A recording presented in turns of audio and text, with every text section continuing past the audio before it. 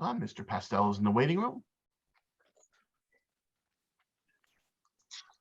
All right, good evening and welcome everybody to the September 21st Village of Woodbury Planning Board meeting. I apologize to everybody. There was a little confusion with virtual in person. Obviously, we are virtual this evening. With that, I do have a brief statement to read. The board has made the determination that the circumstances necessitating the emergency declaration would affect or impair the ability of the public body to hold an in-person meeting. And that is why we are virtual this evening. With that, I ask that everybody please rise for, hold on, looking for my flag.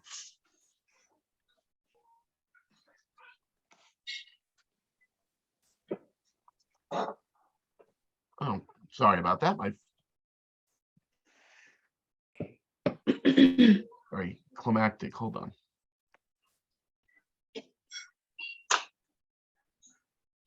I don't know why.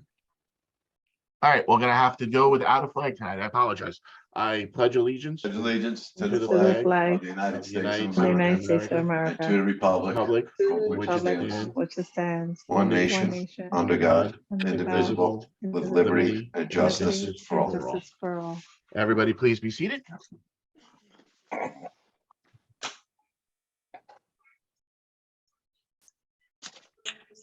Okay.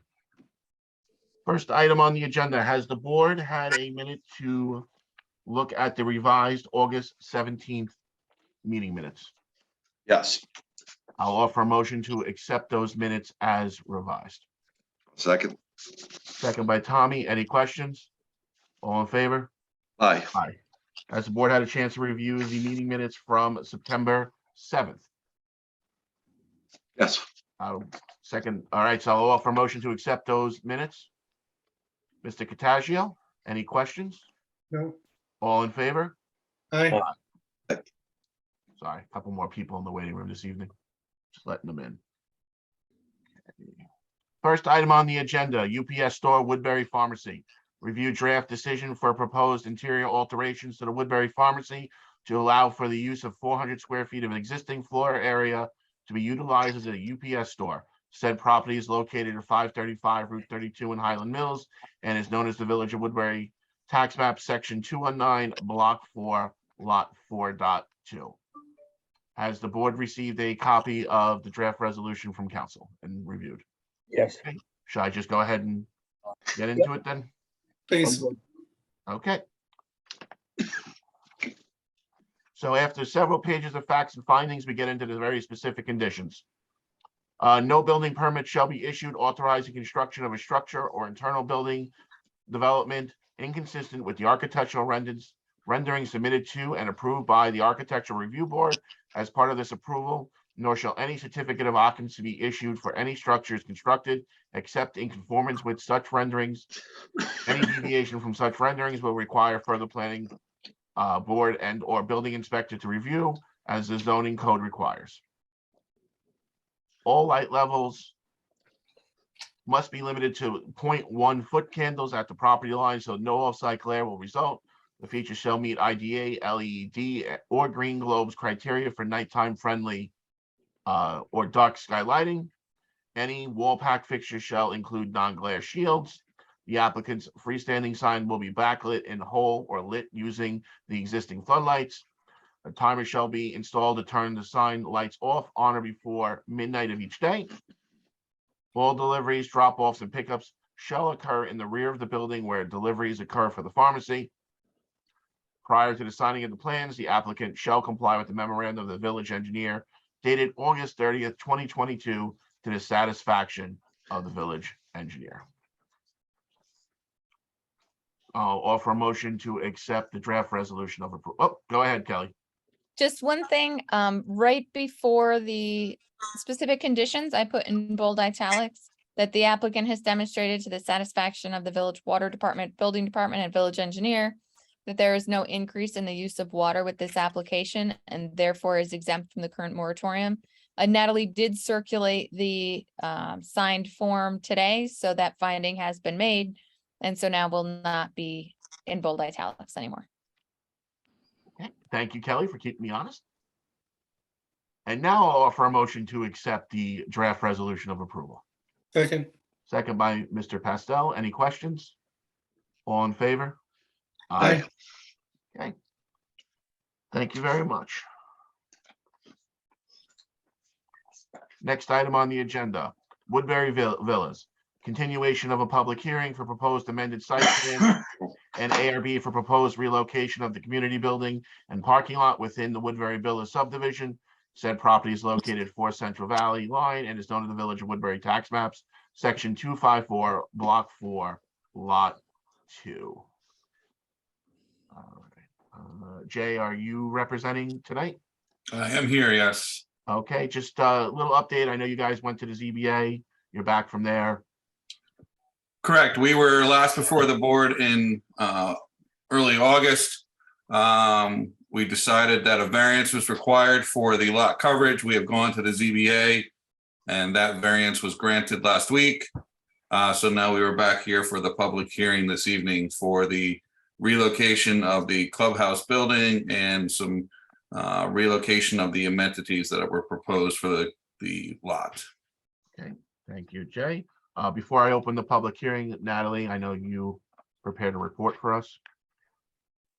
Sure, I did. I'll try to be brief, although it's a comprehensive report. And, I think that basically we'll just anticipate that the applicant will respond to our comments in a future submission. Just to kind of recap on what Jay had indicated, there was a variance that was granted by the ZBA last week to permit 47% coverage where 20% is permitted in the code, or by the code, I should say. We asked the applicant to add a note to their plan that reflected that this variance was received. We also indicated in there that the planning board could discuss with the applicant if any revisions to the plan were made to reduce the impervious coverage of the site that you discussed at the last meeting. Although at this point the variance is granted and they are permitted for up to 47%.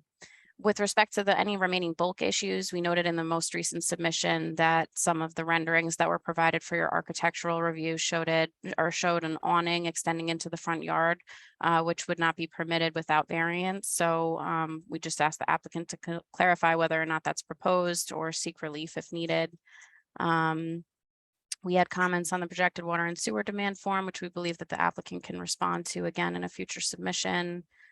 We had comments on easements and whether there would be an easement required for the water service crossing the open space parcel or the force main crossing the residential property.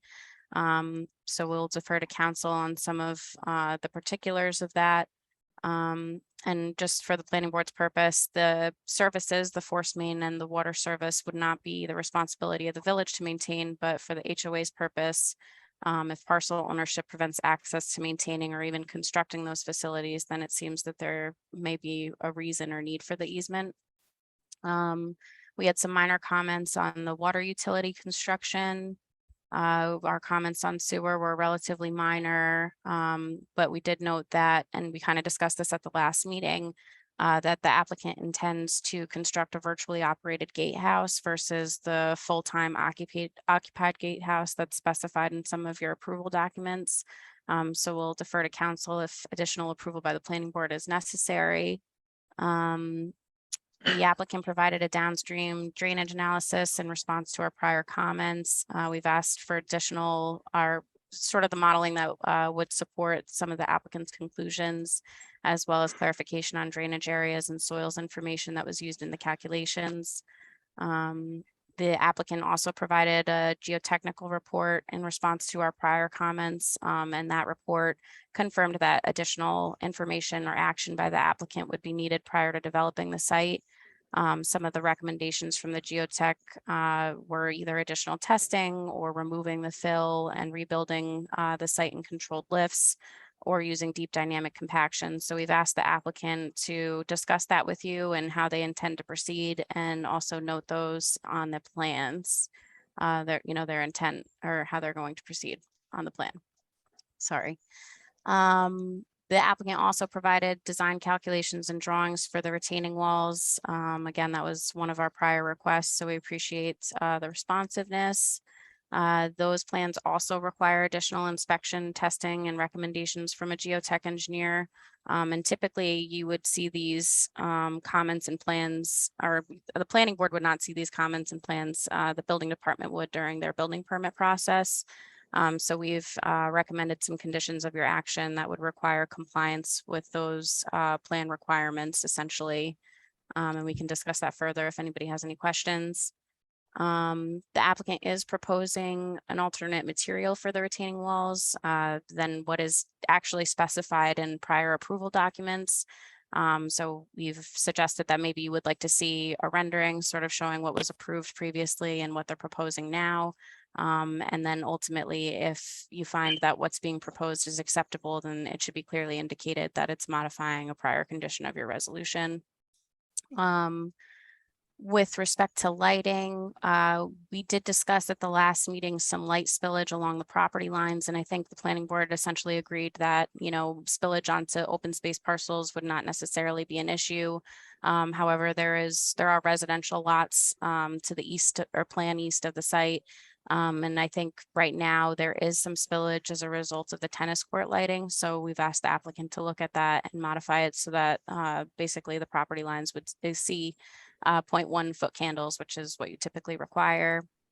We also noted that with respect to landscaping, there are plantings on the eastern property line, and those are in an area of existing utilities. So we've asked the applicant to confirm that that would not interfere with the access to utilities in that location.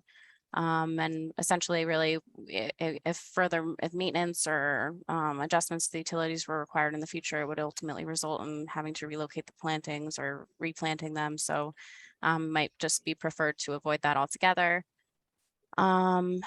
We've also recommended that the revised plans be referred to your ESOs for comments. We already talked about some of the inconsistencies among the ARB materials, so that should be revised in a future submission. The applicant did submit materials to support the visibility from the view corridors under your rich preservation criteria. We note that the code does allow you to consider easement restrictions to preserve landscaping where visibility is dependent on the same. So we recommend you review those materials and consider whether that would be appropriate in this instance.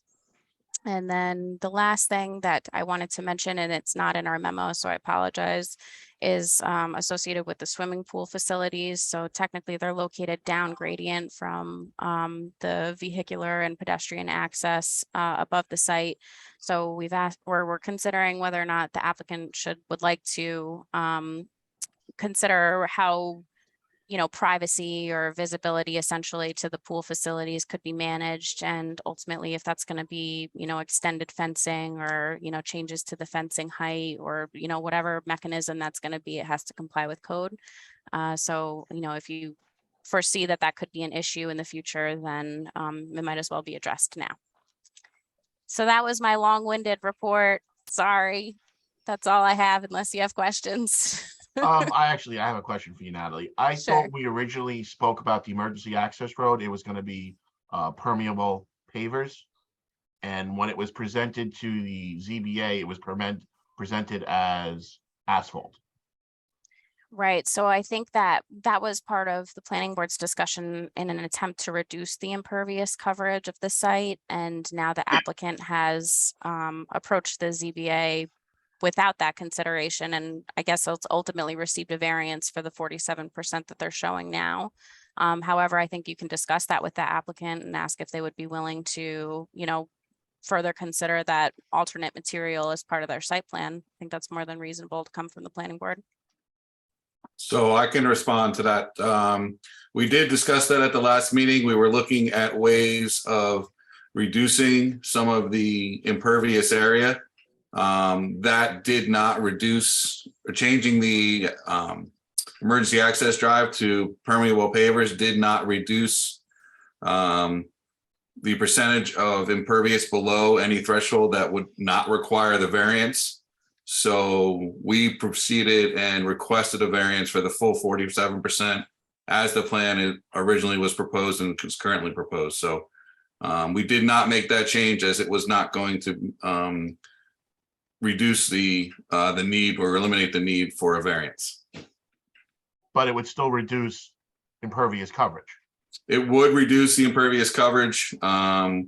We have accounted for all the impervious coverage in our stormwater calcs. I know that Natalie does have some comments which we can address, but yes, all the current proposed impervious is calculated for and included to be treated. So you're saying no, basically. You're gonna just leave the asphalt there. even At though this we point in made- time, the applicant said they wish to, their desire is to keep the asphalt, yes. Any other questions from the board?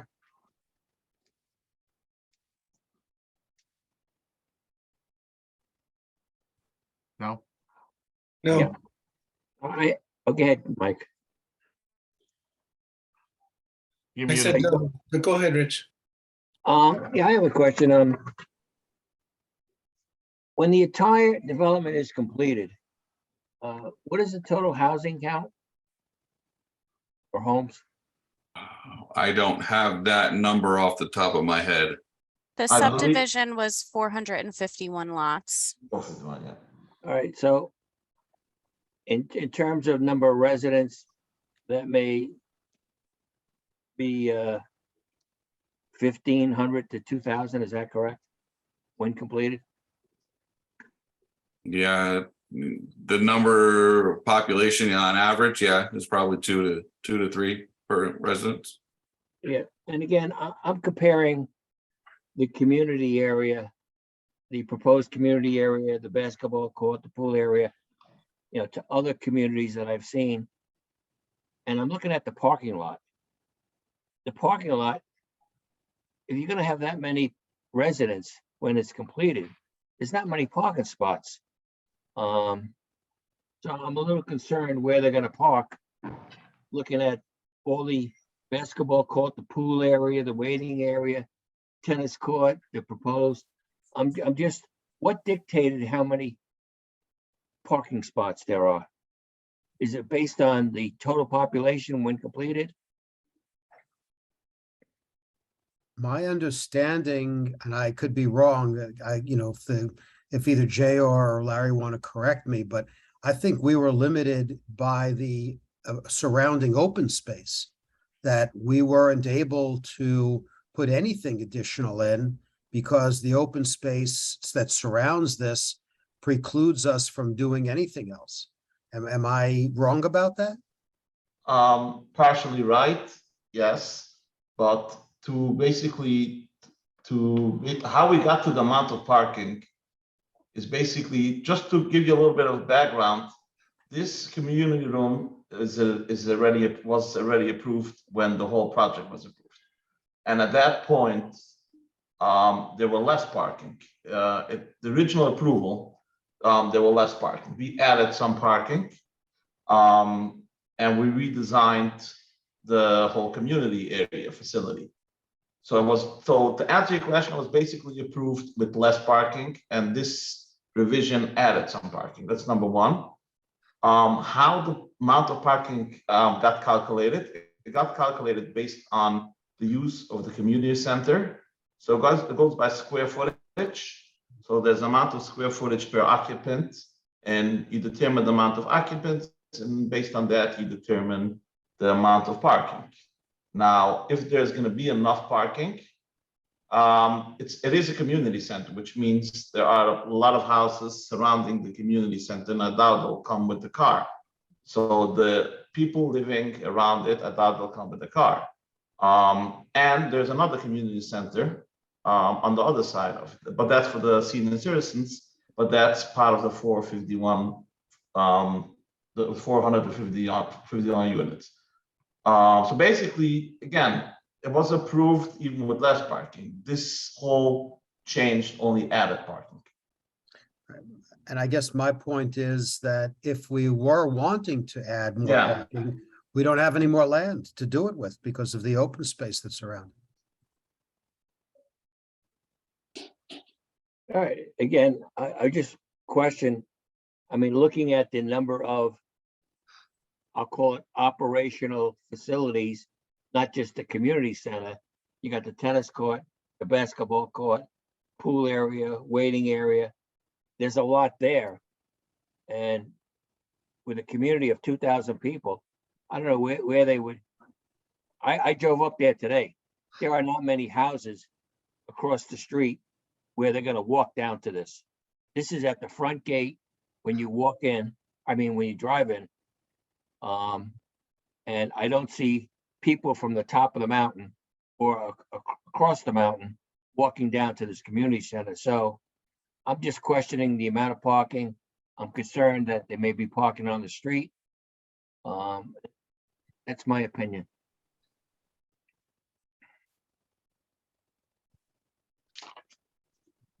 Thank you, Rich. Mike, you had questions as well? No.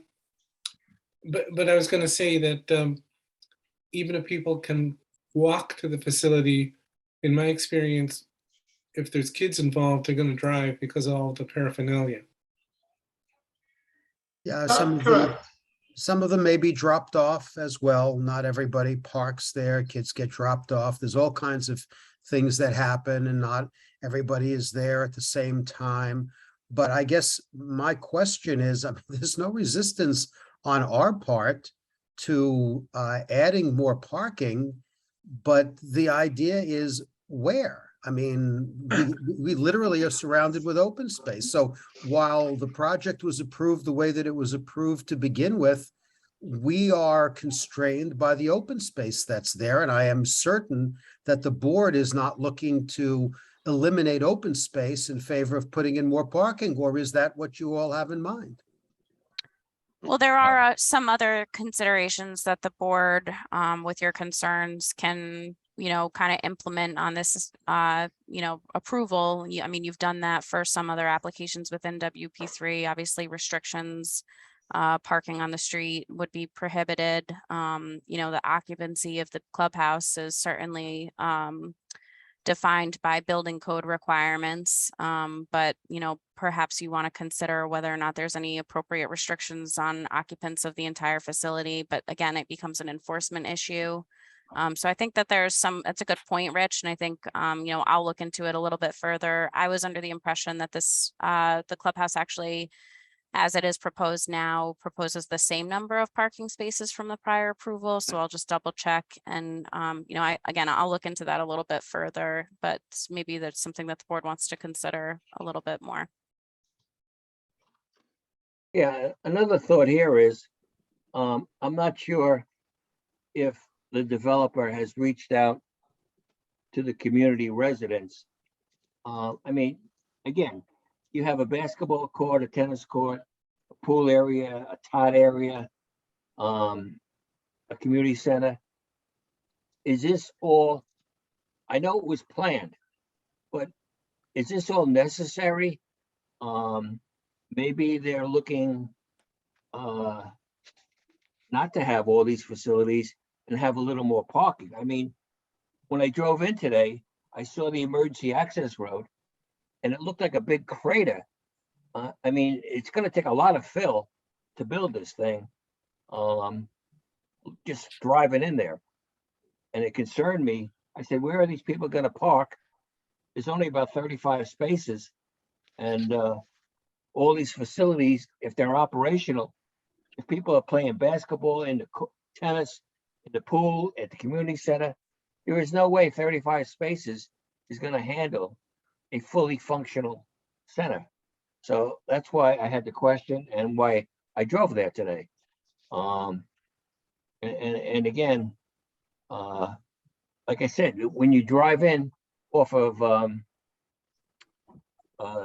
the entrance there, where there was security, not manned security, there was a security car.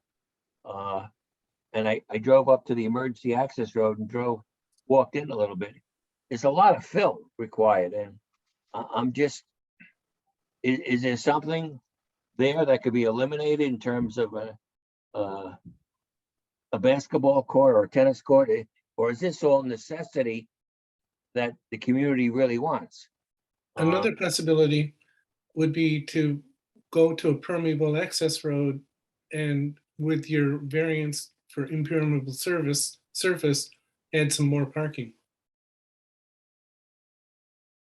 Again, we can look into it and see if we can provide additional parking areas and ensure that all these amenities are required and requested. These are the same amenities that were on the approved plan. I just looked at the approved plan. There were 51 spaces on the approved plan. There are 51 spaces on this plan as well. We are pretty limited amount with available space between what we have used. There is a large elevation difference between the access road in and where the access to the parking lot will be.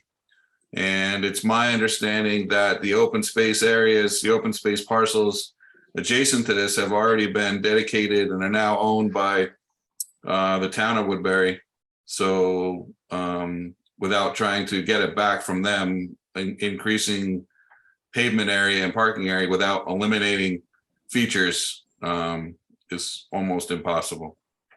Well, yeah, you won't be Again- able to get the open space back once it's been dedicated, but I Yeah, think I one didn't thing that think- now I've heard a couple members say is that you might want to, you know, what does Chris usually say? Sharpen your pencil, I think is what he says, on using the pavers for the access road and see what that does to the rest of it. But it sounds like something that's important to the board, so they've mentioned it a couple times. Just might want to look into it.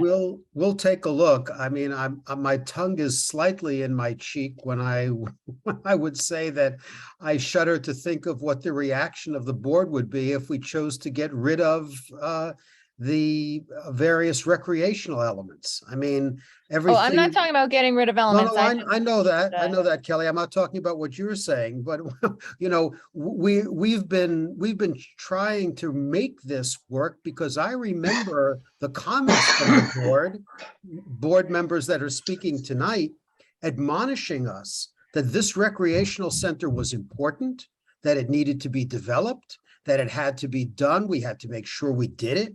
And the last thing that I ever heard anybody say is we should get rid of amenities in order to increase parking.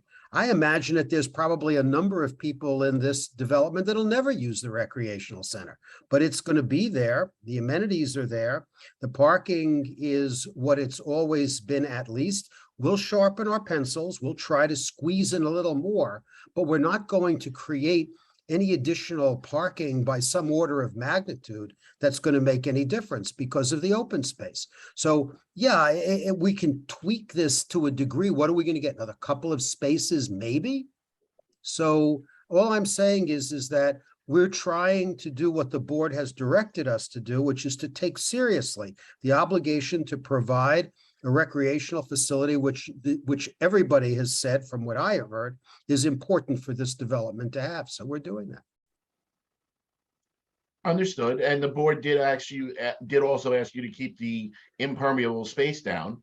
And the original discussion was the access road to be pavers. And I don't think it's an unreasonable request. No, Chris, we'll go back and we'll look at that. And I know that that Jay and Larry will take a look at that. And look, we'll do whatever we can. And I appreciate that, Steve, and the board appreciates that. Okay. Thank you. Thank The you. question on the guardhouse, why is it switching to a virtual guardhouse versus a manned? Hold on. Before we go down that road with the guardhouse, Okay, because that's part of the original approval, I believe we talked about this at probably the last time they were here. We were going to bifurcate the clubhouse from the guardhouse. okay. Because that the guardhouse would require an amendment to the original approval of WP3. So yes, I understand this applicant wants to do something there, but let's keep this application focused on the Fair enough. clubhouse and what's going on there. And then when the applicant wants to come back and talk about the gatehouse, let's travel down that road. I think we've got a lot going on in this application right now, and I don't want to. Just part of the confuse everything. comments. I was just looking for a little explanation. Yeah, again, Chris, the reason I'm asking about this is what I'm puzzled about. We've had 2 previous public hearings. I haven't heard anybody from the community speak or come on, speak about this. So my question is, do they really know what's going on? Has there been a communication sent out what's happening? Because it's very strange.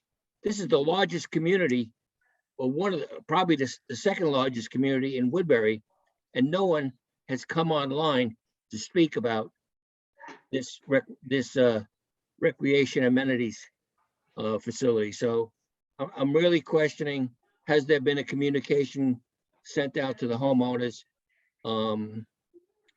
since no one has come online?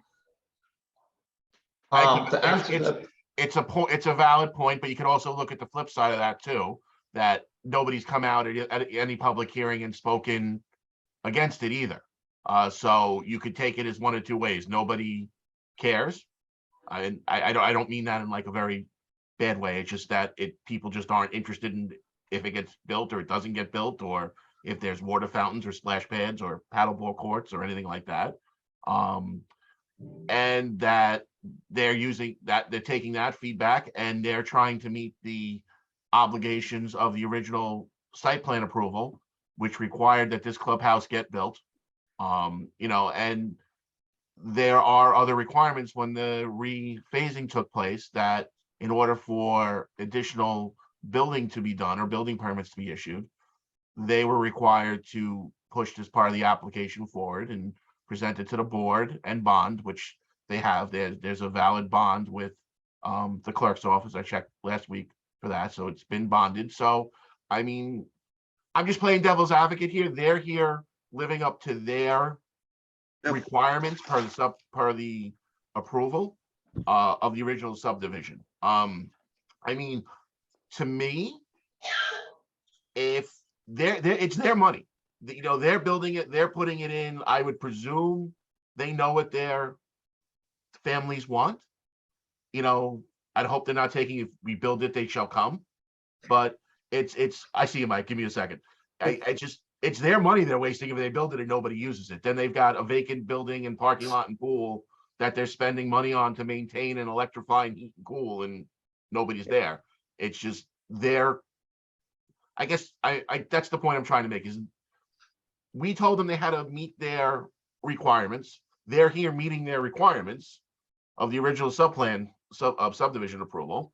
And I mean, as long as it meets the original subdivision approval, which it seems to, if that's what they want to build, they have every right to build it. And I mean, that's my thoughts on the matter. Go ahead, Mike. Sorry. It might also be that they trust their representatives to speak for them.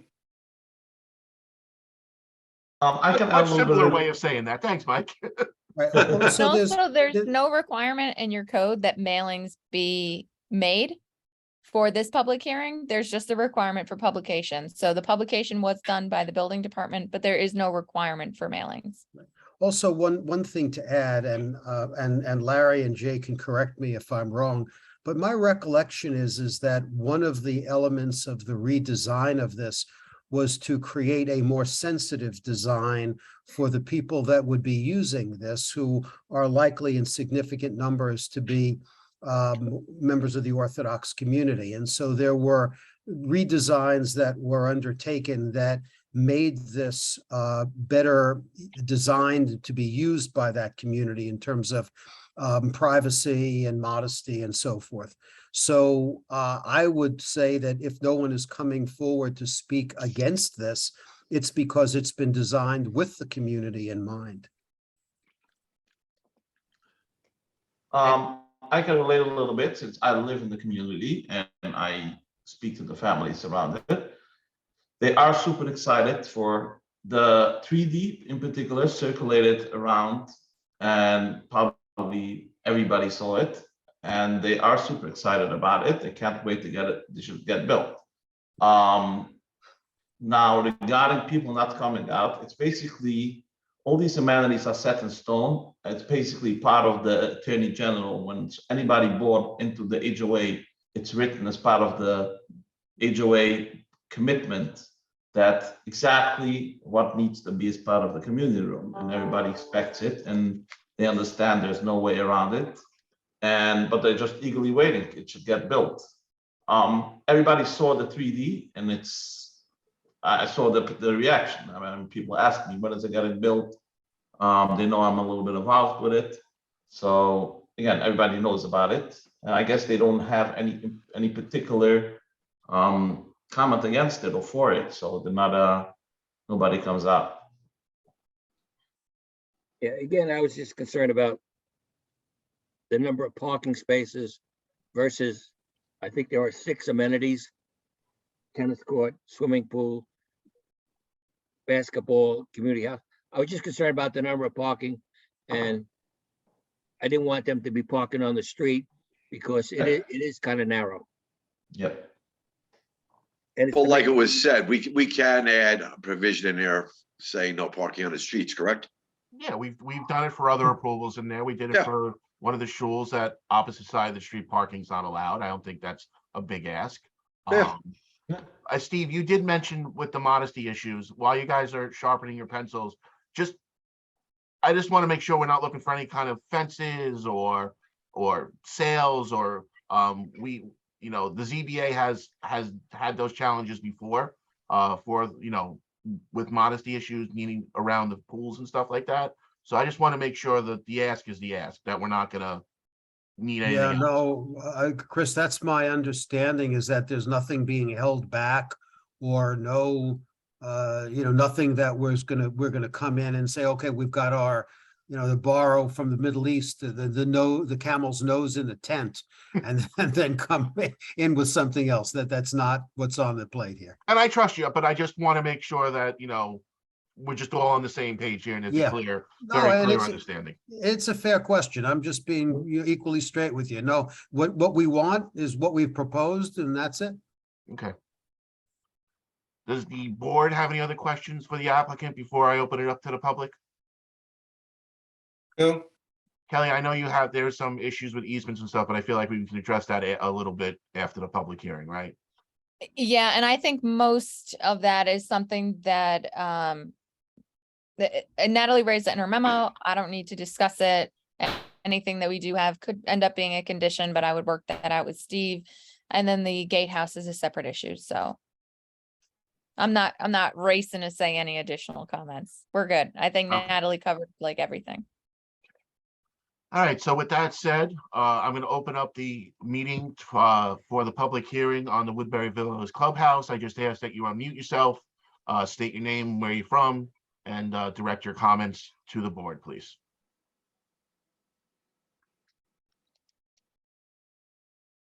Good evening, Chris. Joe Zlotta, Hey, Central Joe. Valley.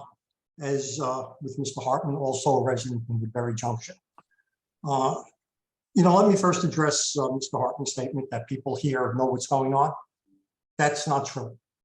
I have not received a single communication about any of the plans related to the recreation center from the developer, from the HOA, from my neighbors, nothing. I would tend to believe that if 30% of the people are aware of what's going on, that would be an overstatement. I also wanted to clarify a few things, and I know you said that you're separating the gatehouse from the application for the recreation center, but there were a number of misstatements made at the I believe it was the June meeting that I had brought to your attention in email, and I feel it necessary to make it a matter of public record. Number one, the gatehouses, the board is totally confused as to what is what. The Ninninger Road Gatehouse has always been intended to be the main entrance. It was always intended to have a gatehouse that was manned, and the entrance at the Dunderberg Road section was always supposed to be a gated gatehouse only. As to Rich's comments that he drove in here this afternoon, saw a couple security cars. Well, that is basically the extent of the security. Those cars have been parked here on Friday evenings, especially during the high holy days. There is a security agent that drives through the community, but that's basically only during the high holy days. On occasion, some Friday nights. So I wanted to clarify that. Also, Mr. Barshaw had indicated that they were considering going to a virtual security. I don't know who they is. It certainly isn't the residents, and it certainly isn't the HOA, because the HOA has communicated nothing. There's not been a general meeting in 3 years. There have been no financial statements issued.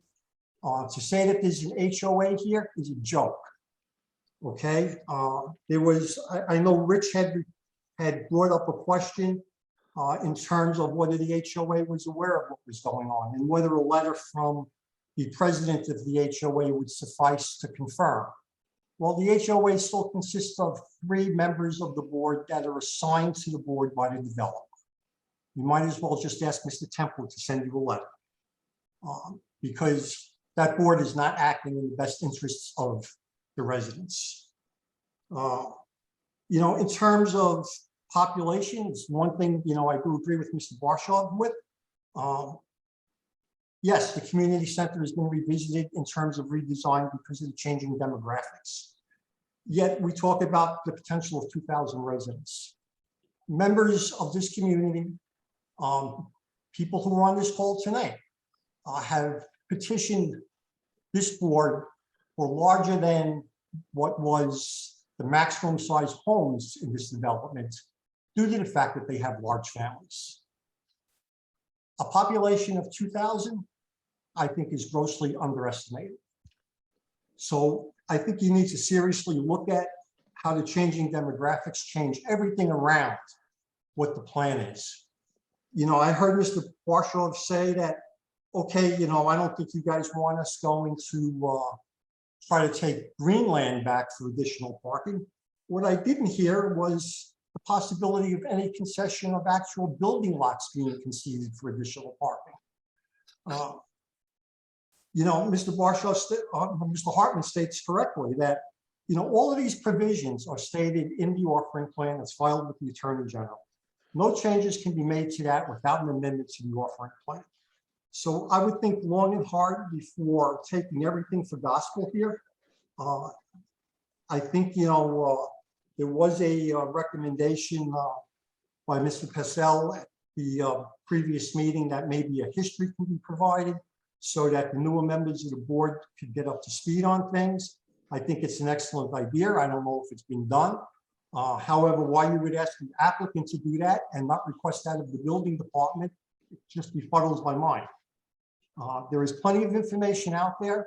I have packets of information, planning board meetings, resolutions, every resolution that has been passed since 2007 on this project.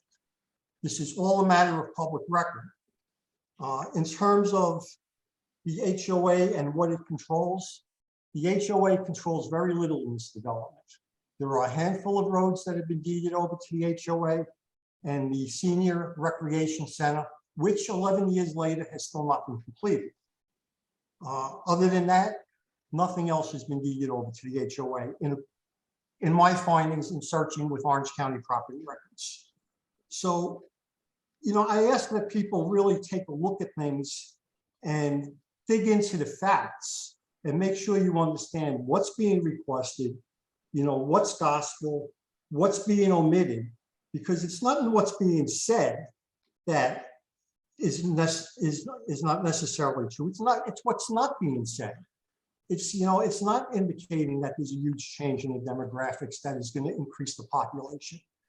That rec center, when it was first approved, was approved for a much smaller population.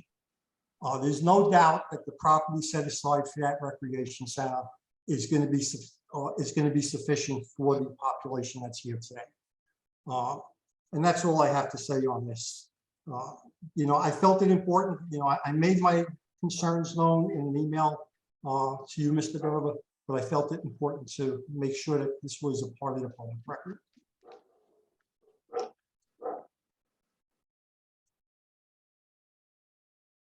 You're on mute, Chris. You're on mute. Sorry. Thank you. I need my coffee mug. You're on mute. I do appreciate you coming down and speaking, Joe. Your feedback is always welcome. I do want to correct one of your statements. Mr. Barshaw is the legal representative for this project. It has been confirmed by council. Larry and Jay are also legally allowed to represent this project and the project that is in front of us right now. So they have every right to be here and representing the project and what they're looking Oh, for. I'm not saying that they are, that, you know, that they're not there representing the developer, but they're not really representing the residents of the community. That's the HOA's function. And the HOA has been absent from any of these discussions. And I understand your frustration, and I've said this to you before, and I've said this when issues have come up in other developments that are controlled by HOAs. We cannot enforce, infringe, or make the HOA do anything. That it's a private group within the homeowners. It's within the development. What only legality we can do here is make sure that the zoning, site plan, and codes of Woodbury and the village of Woodbury are followed, which this board is doing with advice of our engineers and our council. And there's not much more I really can say. I understand your frustrations, and I do empathize with you, but there's not much this board can do with HOA matters or offering plans or anything along that line. And as far as amendments to the site plan, this developer or any other developer has the legal right to come in and request that site plans be amended or changed as they want. If they legally conform within the zoning of Woodbury, this board can't be biased against that or take action that's illegal. I'm not refuting that. You know, what I'm saying is I just don't want people thinking that those speaking on behalf of the developer also speak on behalf of the HOA. And I understand that, you know, the HOA is a private organization. That doesn't mean I'm not going to stop beating this dead horse. And you're more than welcome to do that. I'm also just trying for you and for the rest of the public that may view this meeting at a different date or a different time to understand how the planning board works and what legal authority they do and they do not have. And that was the point I was trying to make as well. And I understand that. So maybe it's time for a change, and maybe I need to start pushing these changes through Albany. Maybe. Yes, Michael. Yes, since you referenced me by name, I do want to confirm that I did get a summary of the project from Natalie Barber. So I am up to date on it.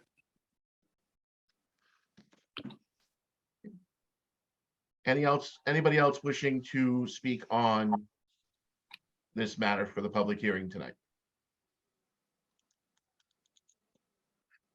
Third and final call for public hearing for Woodbury Villas. I got it. Okay, so I don't think it's actually probably a good idea to close the public hearing at this point. We are waiting on a new set of revisements to come in to answer Natalie's memo. I believe the board would also like to see the material that was being proposed for the retaining walls. How's the rest of the board feel? Nope, I think we should keep it open until we finalize everything. I I agree. agree.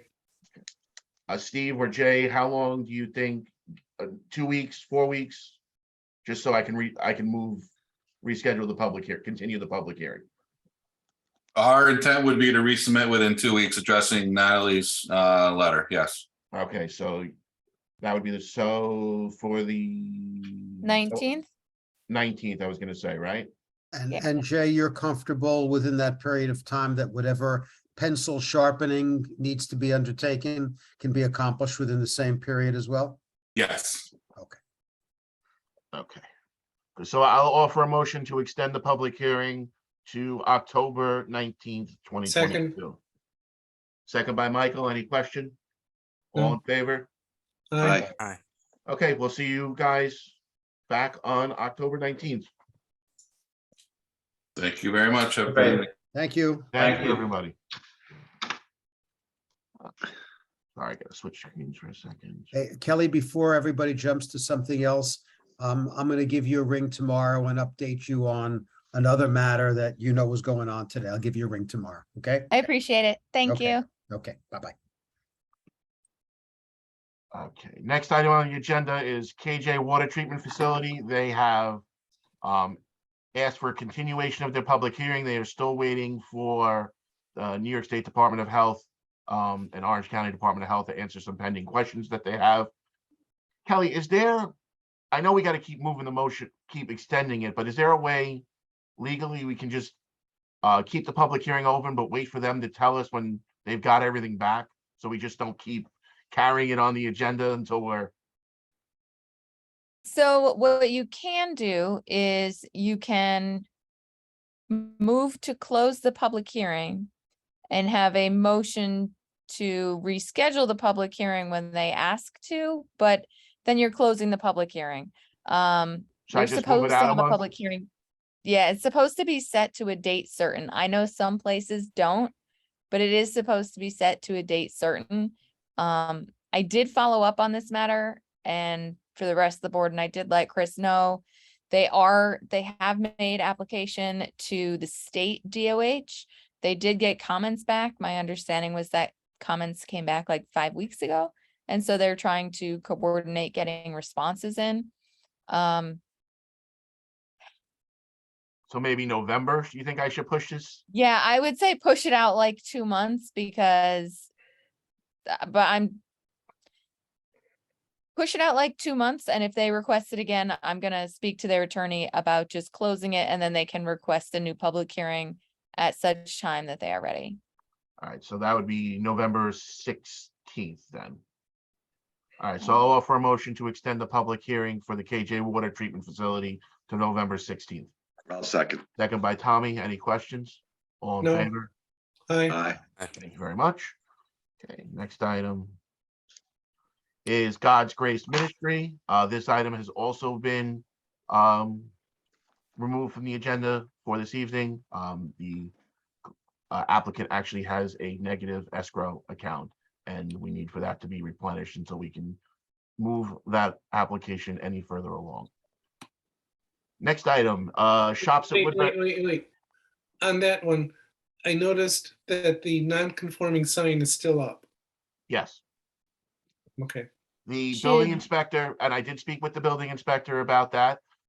He issued a violation, but as a condition of that notice of violation, they're in front of this board to rectify all outstanding non-compliance issues there. So once this board takes action, if the non-conforming sign is still remaining, then the building inspector will follow up with that. Does that make sense? Yes.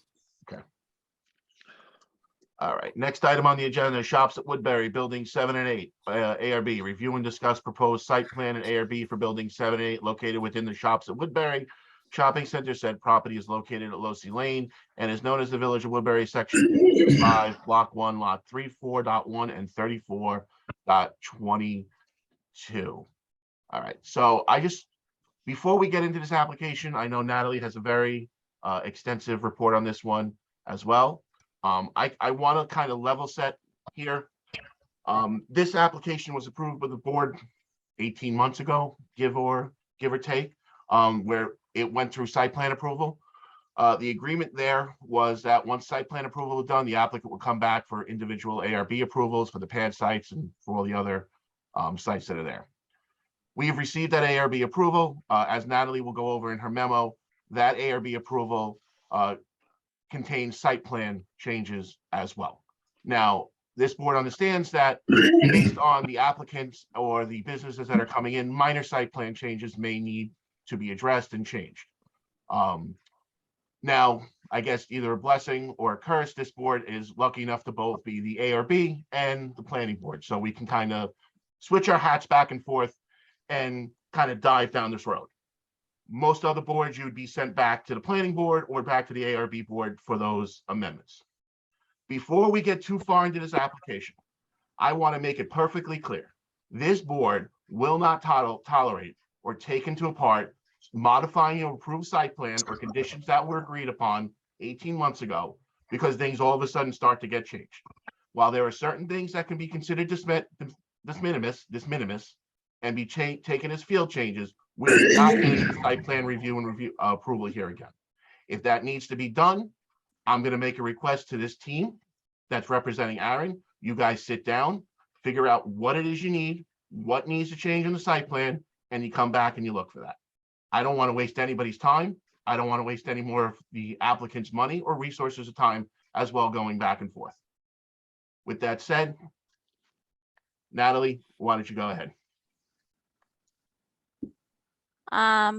Okay, let me get started. So like you said, I do have a lengthy report, so I'll try not to bore everybody with the details, and we anticipate that the applicant will respond to our comments and with a future revision. So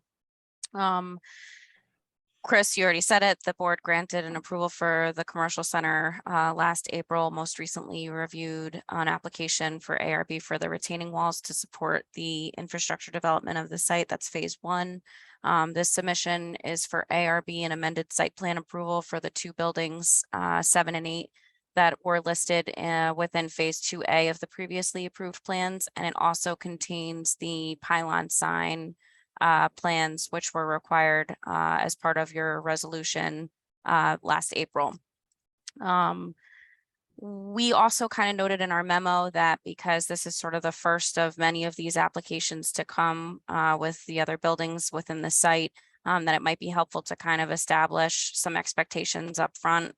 So for instance, our memo suggests that, particular to this application and the materials that were received, there are changes associated with the 7 and 8, which are the subject of the planning board's review, but there were also a number of changes to the plans based on the hotel and the layout of the hotel and parking around the hotel, which really should be removed from this plan set altogether and be focused on 7 and 8. Again, that is the subject of this approval. So with future submissions and applications, that information should be clear for the particular pad sites that are being reviewed. We've also suggested that to facilitate our review and really expedite the process for the planning board and, create no more confusion, if you will. The plans should be specific to changes from the original approval. So really, we don't need pages and pages of details that haven't changed. Anything that is changing should be presented as a change. But anything that's staying the same, you can simply note on the plan to conform with the details and notes of the original plan approval. I think that would be helpful for this. But again, that's something that the planning board can discuss if needed.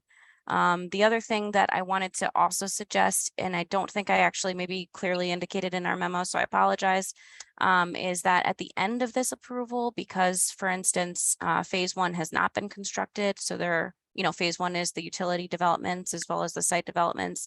It would be helpful if there was a conformed design utility plan at the end of this approval because of the changes that are occurring to the water, the sewer, and the drainage facilities.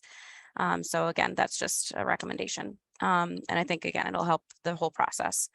With respect to phasing, we note that building 1 and 2 are also technically within phase 2A of the original approval. So we've suggested that the applicant discuss when those plans could be submitted, sort of to complete that phase. And also we think it's important for the applicant to confirm their intent to construct all of the phase 1 utilities and infrastructure, including all of the roadways for the site prior to any building of the pad sites and development of the pad sites. So we'll look for the applicant to respond to that. We noted that there are modest adjustments to the areas designated to the uses within buildings 7 and 8, which require or have some implications on the parking and the water and sewer demand that the applicant should clarify.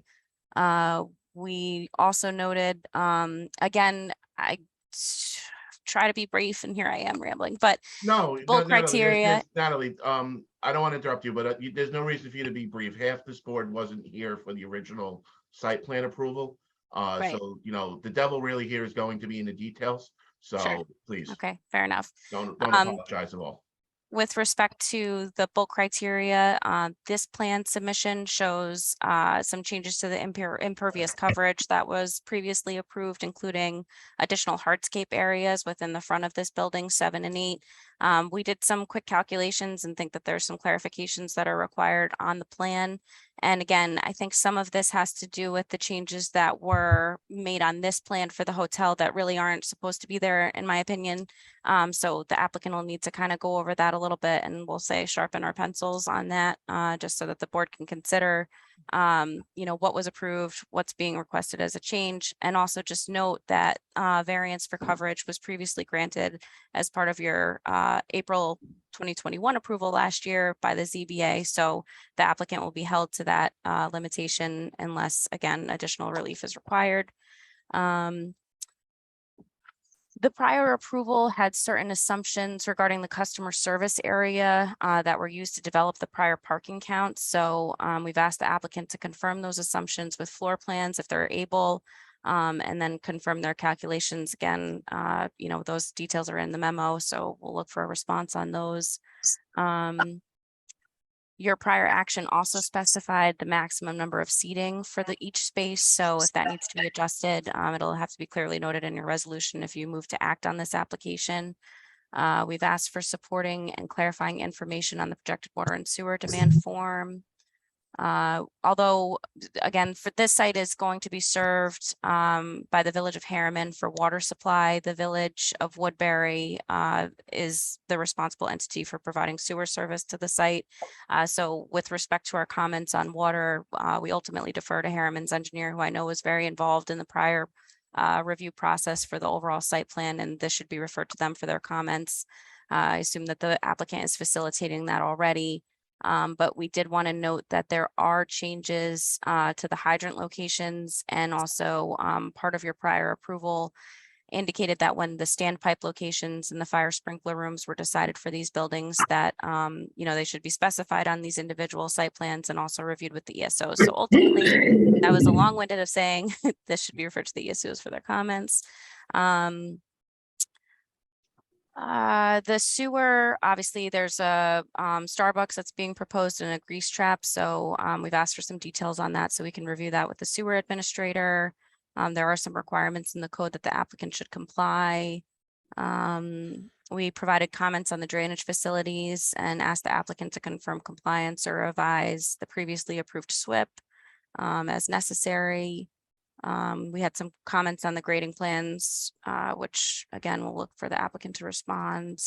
Some of the other things that I wanted to discuss with the board have to do with the signage. So one of the prior conditions of your approval allowed the planning board to consider whether it would be appropriate to have the applicant prepare a master tenant signage plan.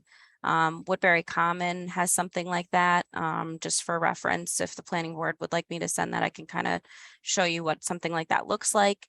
But ultimately, it would specify certain details so that future applications would follow, and create a uniformity among, colors or fonts, proposed within the whole shops development. One of the other more critical signage comments that we had was with respect to the number of signs on storefronts and buildings. So the code permits one wall sign per use in the IB zone.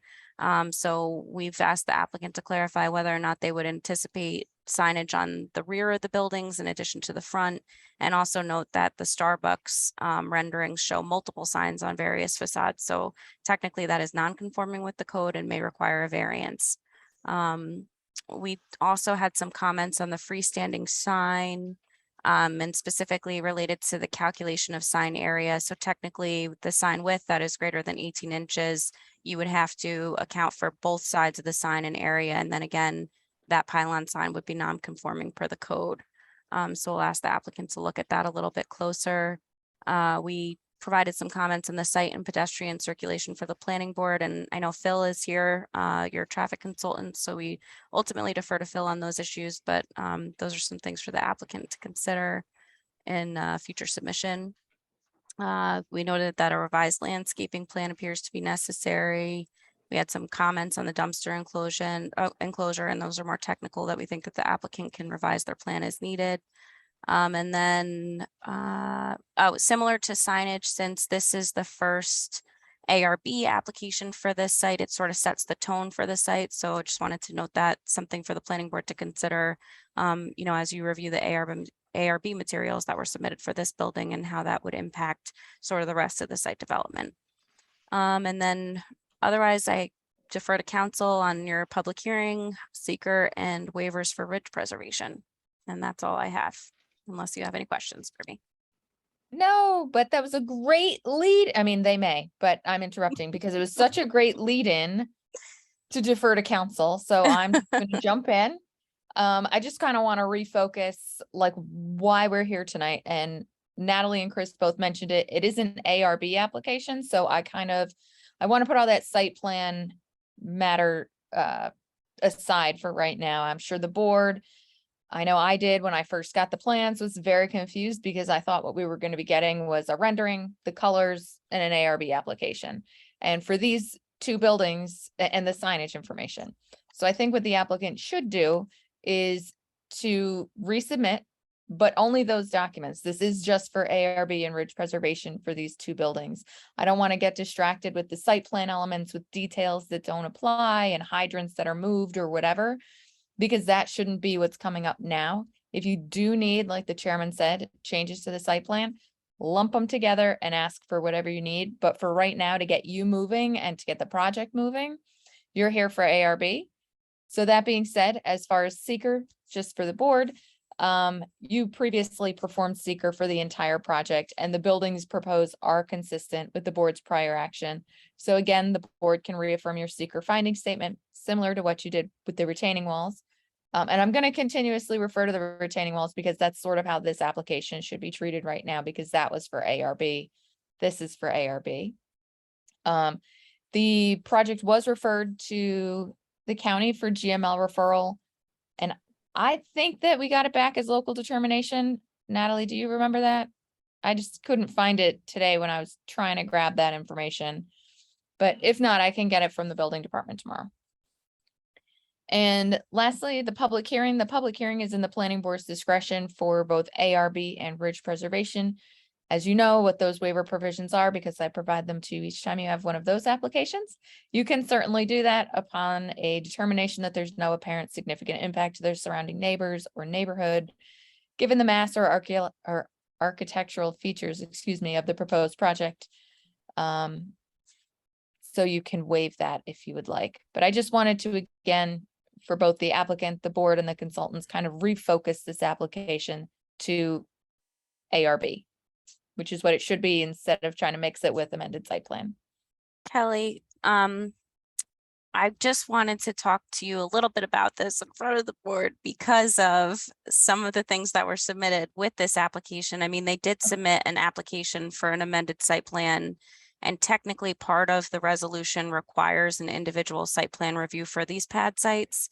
So maybe that's something we need to look at too, and just how they should proceed. I mean, I understand Chris has now requested a comprehensive change if that's going to be the case. But some of that language is specific there. So anyways, with that being said, the local determination was received on December of 2021. Fantastic.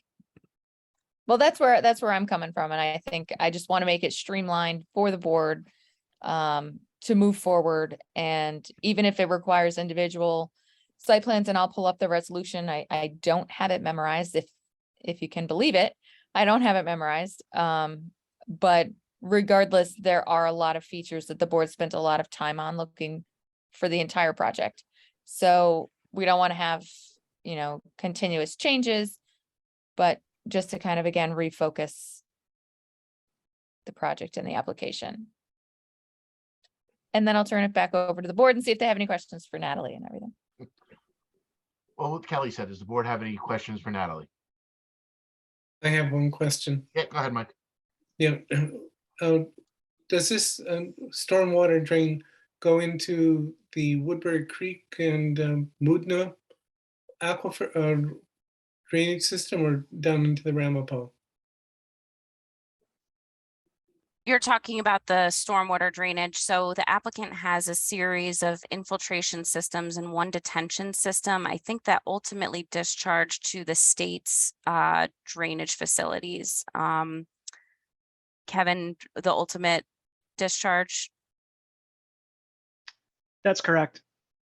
It does discharge into the state, but there are numerous infiltration basins on site that treat the overall site stormwater.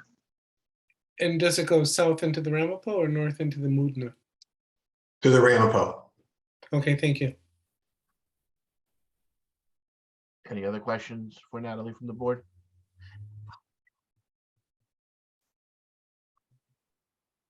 Okay, Phil, you want to go ahead? Yeah, pretty simple. Our September 14th letter had a few items of clarification. To kind of piggyback on Natalie's comment, just in terms of the parking, if the board recalls, the overall parking was looked at and a shared parking for the whole site. So we just want to make sure that there's enough parking in this area for the part that's going to be built now. I think there's more than enough room. Just to clarify that, because the way it's being done in phases, that there will be enough parking earmarked for these buildings and these uses.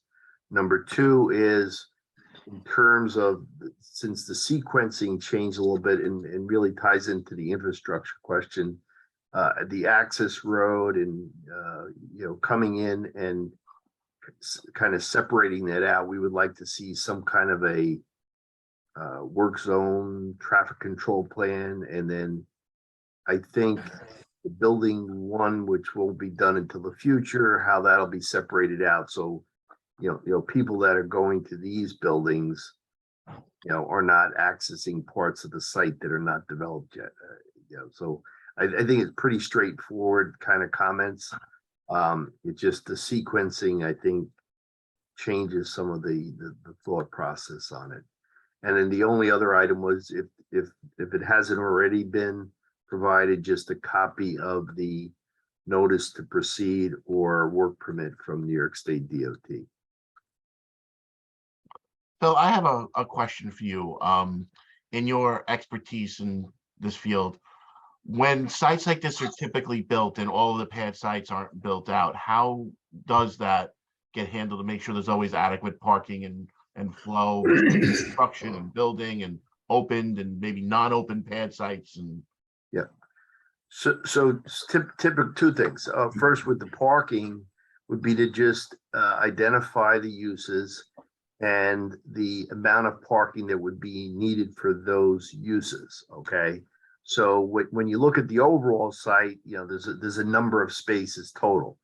But when you build out, let's say the first phase, you may need more spaces, in and around those buildings than you would, because you're going to be sharing areas going down the line. So I think having some idea of the tenant mix, the square footages, first glance at this, there's more than enough area there, but kind of, I'll call it the cutoff point of where those spaces are, as opposed to the areas that are not developed yet.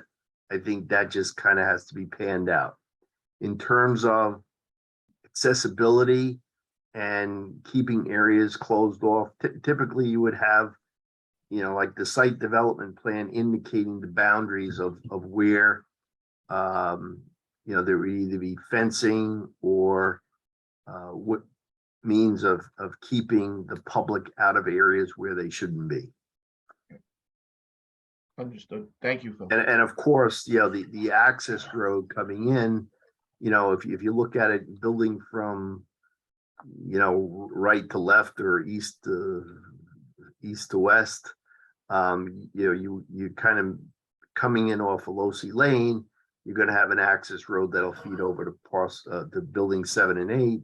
But if building 1 isn't built, then you'd have a demarcation line or a fenced off area to make sure that that's isolated.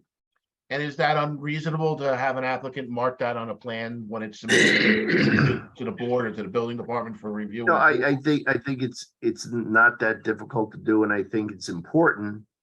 There was, from my recollection, there was kind of an overall phasing plan in the beginning. This is a little out of sequence, I think. But yeah, I think it doesn't have to be a real crazy type of plan, but just to, identify those areas. The detailed site plan will have all the specifics on the parking spaces being built, but an overall plan to show where, fencing and areas would be, cordoned off that, you wouldn't want the public to be in. Thank you. Does the board have any questions for Phil? Okay, Steve, I believe you're still spearheading. Yes, Mr. Chairman, thank you. So I'd just like to thank, this is our first application. The documents were submitted some time ago, like November of 2021. Since then, there's been a series of revisions to the plans prior to signature. So that's some of the confusion. But I am glad that Natalie, set some criteria for moving forward to simplifying things, for both us and for you. And I think we just erred on the side of caution and just gave you way too much stuff. So that won't happen again. We have Natalie's technical comments and we're prepared to go through them. But I would like to just introduce a couple, Kevin Van Heist is with us, Aaron's here. We do have Chuck Dietz. He's the architect for buildings 7 and 8 for Aaron. I'm going to turn over to him for a while, but first Kevin's just going to touch base on the immediate area for the pad for 7 and 8. So Kevin, thanks, Steve. I'll be brief based on the initial comments tonight related to the site plan, and I'll just touch on a few things. One, related to the parking, there's an update to the customer service area now that we have more detail from the tenant. So we will be reflecting that in a reduction of required parking. Similarly, in our water and sewer demand, now that we have the information from the tenant, that's also been reduced. So just to hopefully put the board's collective minds at ease, we are not proposing a more intense use, which will be reflected in our next submission. The storm comments that we received, I think most of that is because, as Steve just pointed out, you were reviewing a plan that was submitted prior to us perfecting for the signature set. So I think a lot of those comments were resolved at that time, but we'll be clear in our resubmission about that. I understand Phil's comments, and I think those are reasonable, and we will indicate clearly how we access the different sites as the project moves forward, and we'll make that change in the next submission. I think we will have to have some conversations to make sure we clearly understand how we proceed with amended site plans as tenants are coming on board, which we don't obviously have to do tonight, but that is something that we will be looking for additional clarification on. So I think that's really it from the site stuff. It's probably best just to move on to the architecture and have Chuck run through his portion. And we can bring up those documents and we can share the screen now if you give Ashley permission. All right, 1 second before we go to Ashley. Kelly, I saw you unmute yourself. Oh, thank you. I was just going to say, I understand the direction. I think it was a little confusion and not a problem. Any questions, we can work with Steve, we can work with Anthony, and just let you know what the board expects and would like to see going forward, to the extent that a lot was said tonight and you just kind of need it again refocused and said for the next submission to again keep it moving and get into Starbucks. That's right. Thank you. All right, go, Ashley, you should be able to share your screen. We can't hear you. Okay. Are you able to see the screen now? Well, we can see your screen, yes. Yes. Okay.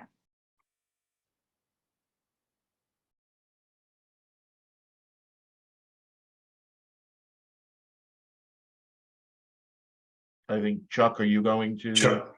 Yes. Okay. Hi, my name is Chuck Dietz. I'm the managing member of the Dietz Partnership LLC Architects. We're located in Morris County, New Jersey, and retail is one of our specialties. I've been a retail architect for the past 26 years. So we were fortunate enough to meet Aaron, and he asked us to come on board to design several of the buildings on the property. First and most specific, what before you is buildings 7 and 8. I'm also the architect for building 2 and buildings 3 and 4 that will come at a later date at some point down the road. So what Aaron challenged us with is this building is the largest and longest retail building. So as you can see from the architect's rendering, that we try to take the massing both up and down, in and out, and change of materials and colors to break up that long facade, but still allow the landlord to have some flexibility for future tenants. At this time, we only have one tenant on board, which is Building 7, which is the proposed Starbucks, as you see. So that's clearly defined, and we've done many Starbucks. This is probably our 10th or 11th Starbucks in the last 3 or 4 years. So we're comfortable and familiar with what they require in their standards, and that's what we've proposed here. We've done Starbucks like this. They're an end cap as part of an overall shopping center and part of a retail building. And we've also done many traditional freestanding Starbucks. So we're familiar with both. Again, we're proposing several materials. As you can see, we have the large natural cultured stone, which is prominent here on the tower at the Starbucks and at the pickup window. And then we will carry that feature through in a couple other areas along Building 8. Starbucks has a development package that they make recommendations to a developer and landlord on the types of materials that they like. Other than the stone, everything else we're proposing is part of their design criteria. They like the use of a kind of natural wood siding, which you see over the main entrance where their main logo sign is. They like brick. They like a dark brick or a very light brick. So I chose the darker palette brick for their project. And again, even though this is an inline center, because of how it sits on the site and the visibility of other properties around it between the other freestanding pads, we've carried a lot of our very nice materials on all 4 sides of the building. We've also proposed a flat canopy structure over the entrance door. And one of the new features in the past 2 years for Starbucks that kind of came out of the pandemic, not only do they have a pickup window on the side, they have a walk-up window, which is to the left of the main entrance, which sits off of their outdoor dining area. So that's been very popular since the pandemic, and we've done that in 2 or 3 of the more recent Starbucks that we've worked on. So that canopy will extend out 3 feet and across both the entrance door and that pickup window, so patrons could be covered if they get out of their car and they walk up to the store, either going into the store or just getting their package out of the pickup window. And then obviously we have a canopy at the drive-up pickup area.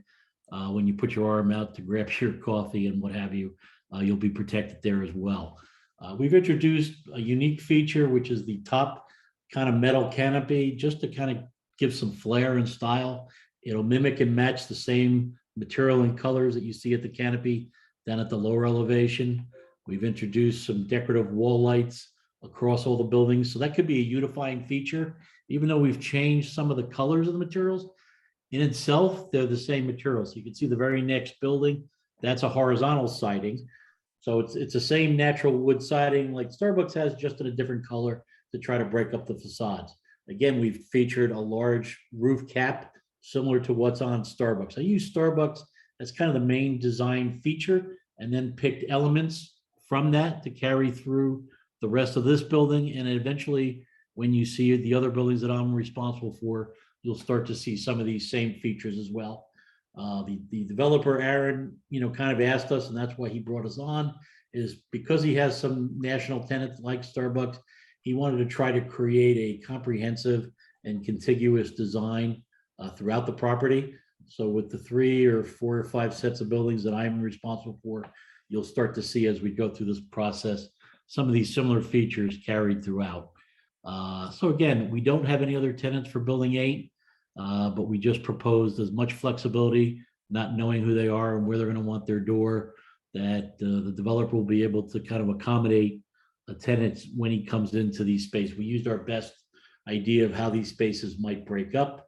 And again, the key is giving flexibility, but all the entrances will be covered either in a vinyl shed awning that resembles fabric or a flat canopy. So it also gives protection for bad weather, but it also gives you an architectural delineation across the facade. And that's consistent throughout this building and the other buildings that you'll see at a later date. I guess if you want to go to the architectural plans, that I could show the other elevations. And then really go to that. Yeah, okay. So there's the floor plan. Again, we took that floor plan from what Kevin's office developed, and then what we did, and I heard in one of your comments, Natalie, I guess, that there's some, areas that had to be recalculated. Again, without any tenants and before there was new architecture, Kevin's office had developed some more landscape areas, more foundation plantings along the facades. And in my 26 to 30-year experience, it's very challenging in a retail scenario to put landscaping right up against the building most times, because the storefront will come all the way down to the ground, and you want that maximum flexibility if a tenant moves or a tenant changes, that we don't have to dig it all up and rip it out later on. So when I first got a hold of this and we started our design, what we did is try to pull the landscaping away from the foundations, but kept it out into the wider sidewalks. And we tried to, minimize any of those changes for coverage. And we basically pulled it away from the foundations of the building. Again, having worked with Starbucks, what they like to see is an outdoor dining area. They will control their tables, chairs, and umbrellas. And then to protect that area, they have a decorative aluminum, looks like a little bit of a wrought iron fence that will go on both sides of the seating area to protect your patrons, so no one's just walking across the drive aisles or in off the sidewalk. But they do like it right off their main entrance and right off the pickup window. And again, we've created some a little more architectural interest going down the sidewalk with some scoring, different textures in the sidewalk, possibly even adding some color, like Starbucks sometimes likes to just do it darker, maybe than just a light gray sidewalk. They might do something a little darker. But again, I feel like that's my responsibility as the architect, to try to not only enhance the facades of the building, but the hardscaping in front of the stores. Again, it gets a little trickier when you get all the way to the right, because the sidewalk continues to narrow as you go down to allow that parking. But again, our goal was to try to create some visual pleasantries, but not take away the impervious and non-impervious areas that Kevin had originally designed. The trick with anytime you do a restaurant use like this, that's an end cap as part of a main retail building that has multiple tenants, and this is where I'll come up and we can jump into the signage, is because this is part of a rest of a building, and if you come in from one direction, you don't really know where the drive-through is. So hence, when you go to the facades, Ashley, that's kind of why we have some of the additional signs. And again, I know in your comment, you talked about, do we treat it as directional or you treat it as a sign? I've seen it calculated both ways. Ashley, if you can zoom into my front elevation a little bit, and that's really on Starbucks, why we did what we did and what they would like to see. So obviously everybody's familiar with a Starbucks. Their mermaid logo is their main facade and identifying sign. So we're proposing that over the entrance. But again, because this has a drive-through where you have to queue starting in the back of the building, you have to go all the way around the building, make a left, make another left, and work your way back to Starbucks. Whenever they're in a situation like that, they like us to add that directional kind of drive-through with the arrow to let people know. Obviously, after they've been there a few times, you'll figure it out. But for the first-time user, that, hey, this does have a drive-through, and you follow this sign all the way around the drive aisle and then around towards the back of the building. So technically, Natalie's correct. We have a main identification sign, which meets your square footage for the ordinance. And then we have the second sign, which is their Starbucks coffee and their drive-through with the arrow. Again, you can see the decorative lighting, and these call out all the materials. So you have the natural stone, natural wood, brick, awnings, flat canopies, a lot of similar features up on the copings and caps to kind of really unify the building, even though it has a lot of unique interest because it's going up and down, in and out a little bit, and color changes. If you want to pan down, Ashley, to the right, just quickly, you can see that we've achieved, that all the way across. So now when you get, so go all the way to the end. So you can see we have different size awnings. Some are 3 feet high, 3 feet out. Some are 4 feet high, 3 feet out. Some are 7 feet high when we have a large facade, just to be a little more decoration. They might only stick out 18 inches. But again, they create interest. They break up the monotony of a facade.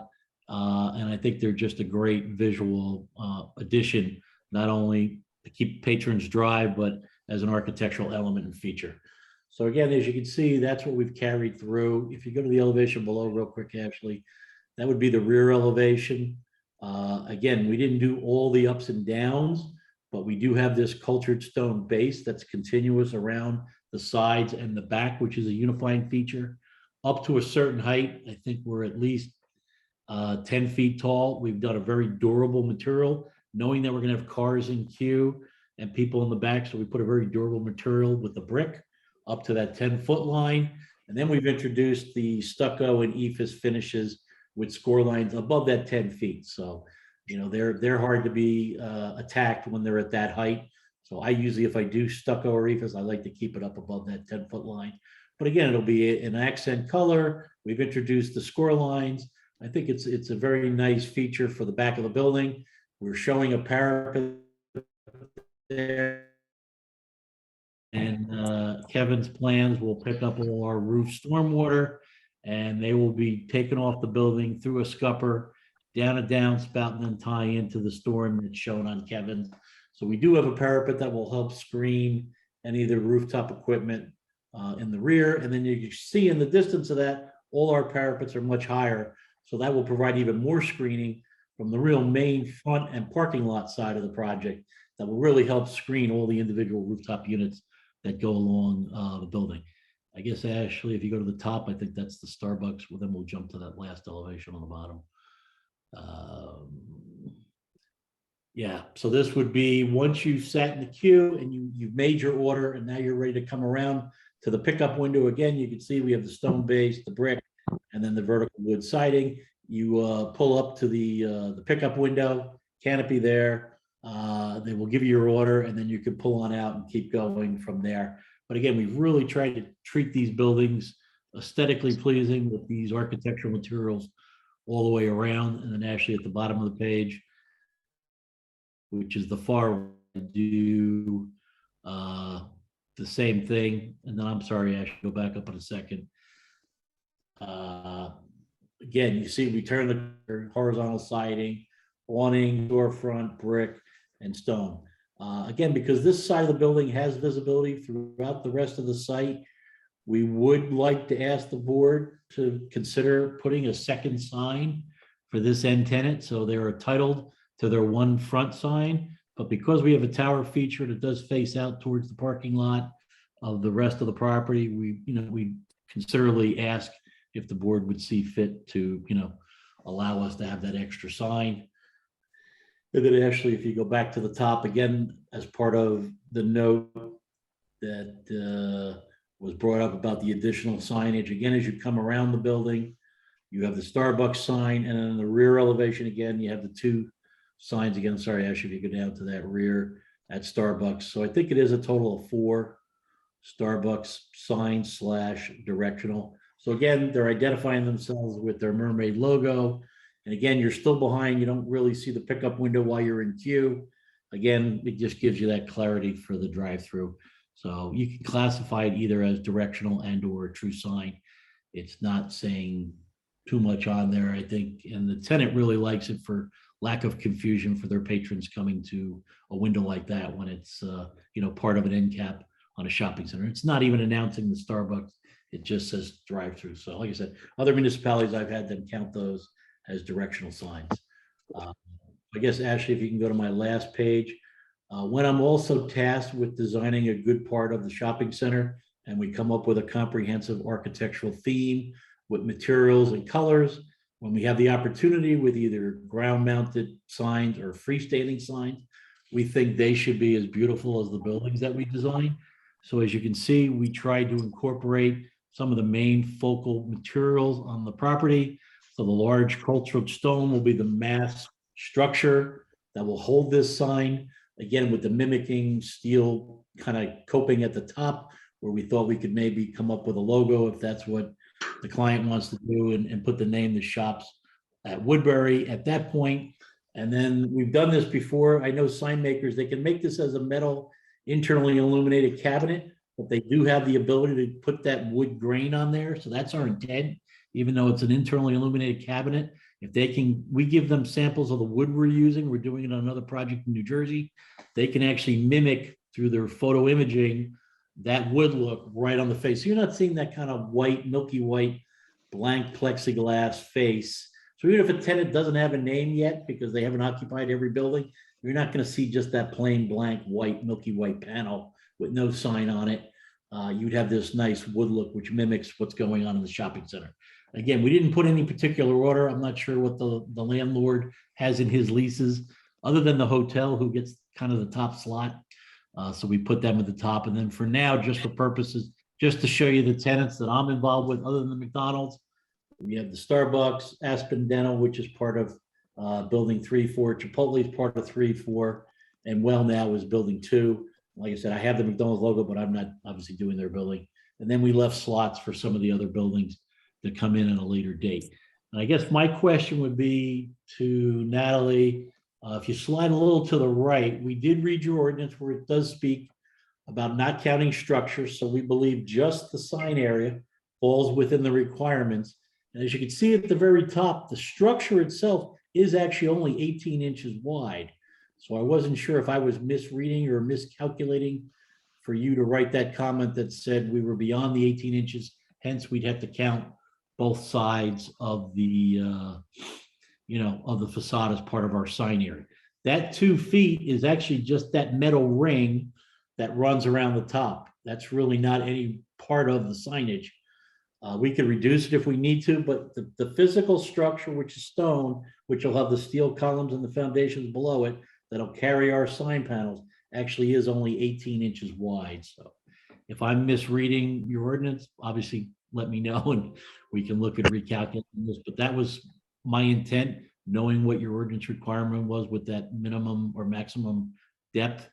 So, but that's what we like to do, is really try to make a harmonious design for the whole center. And I think the client was really thrilled that we could come up with a sign like this to welcome people to the center and have it be harmonious with the materials and the colors that they're going to see once they drive in and drive around to all the different buildings on the property. So I know there was a couple other comments. We can certainly, because we didn't have any other tenants on these buildings other than Starbucks, we are proposing that there would be no variances requested for any of the other tenant signage at this time. The Starbucks is the Starbucks. We are asking for the 4 additional signs. The pylon, we think, meets the ordinance requirement, and the 18 inches meets it. We can add to the plans if it's the board's preference, each of the facade areas, and show that we meet the 10% rule.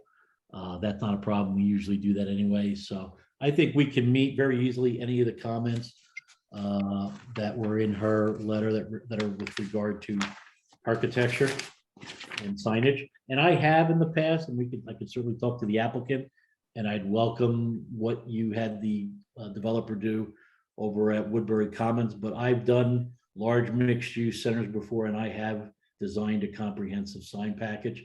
And if that's what the board requires, we can certainly go ahead and do that.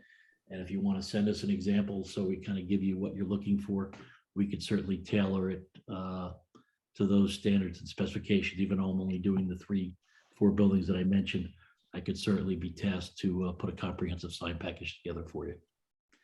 So that's really my testimony. I know this is the first time when we submitted this, I was not part of the original site plan approval. So this is really the first time you're meeting me and getting a glimpse of what, the developer in our office is looking to produce in your town. And I think it's a quality product.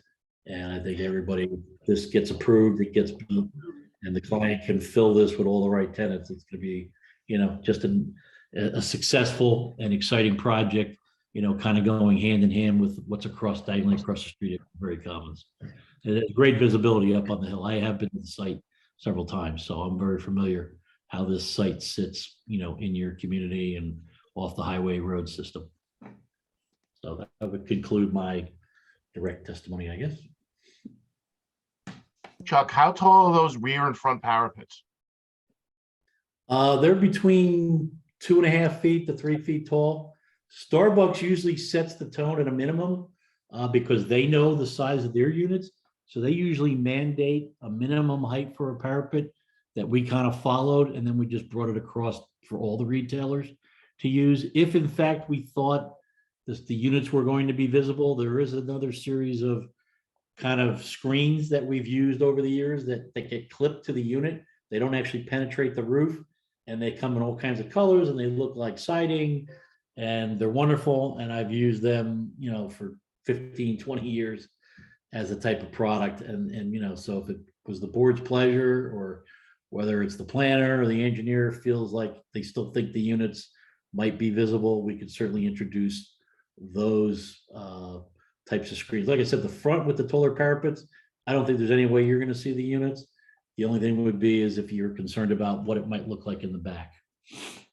Can you provide some sort of section that just shows maybe the height of the parapet and our sight line, since obviously the site is elevated? Yeah, especially coming down Route 6 or somewhere along those ways. Yeah, well, I agree with you, with both the other members of the board. We went through this with Woodbury Center across the street. We're gonna ask that you show what the rooftop units are and what a simulated view from the view quarters are going to be. It's something we ask of all applicants that are in this area. And we've done this before. So with the help of Kevin's office, I'm sure we can generate something. We did dash in the line of the roof on my elevations. So if you look closely, there's a dotted line that shows actually where the roof would be on the backs. And that's where that scupper box is. We didn't actually draw it in the front, but they're way down. They're at the lowest bump up. So those parapets are as you can see, 6-7 feet tall. So you absolutely will not see any units if you're out in the parking lot facing the front. Again, it's really what we have to do to screen the rear. And again, depending on these tenants, we don't really have any huge tenants in here. So what we see are mostly 5, and maybe the biggest unit being a 7 or a 7.5 ton unit. You know, a 5 ton and a 7 ton are usually about 4 feet tall when they sit on a 12-inch curb. So they're about 5 feet high in reality. So yeah, if you were to look at, I'm not pointing at it, Ashley, if you point to the brick with the big awning at Starbucks, just above that awning, maybe another foot or two, that's where the flat roof is. So you can see everything is much higher across that front. And the units will sit probably from the mid to the rear column bays on these buildings because they're not that deep. So most tenants will get, one unit. I think Starbucks gets a couple of units, but some of these other smaller dry retails, they're going to get 1 5-ton unit and that's it. And we'll kind of center them all across the roof area on that center collar grid. So they'll sit kind of halfway between the front of the building and the back. So not only do you have the parapets blocking it, but just the angle that you're at. And if you're on the roadway and you're looking up to these properties, it's not like you're looking down, you're actually looking up. That's going to help us even more.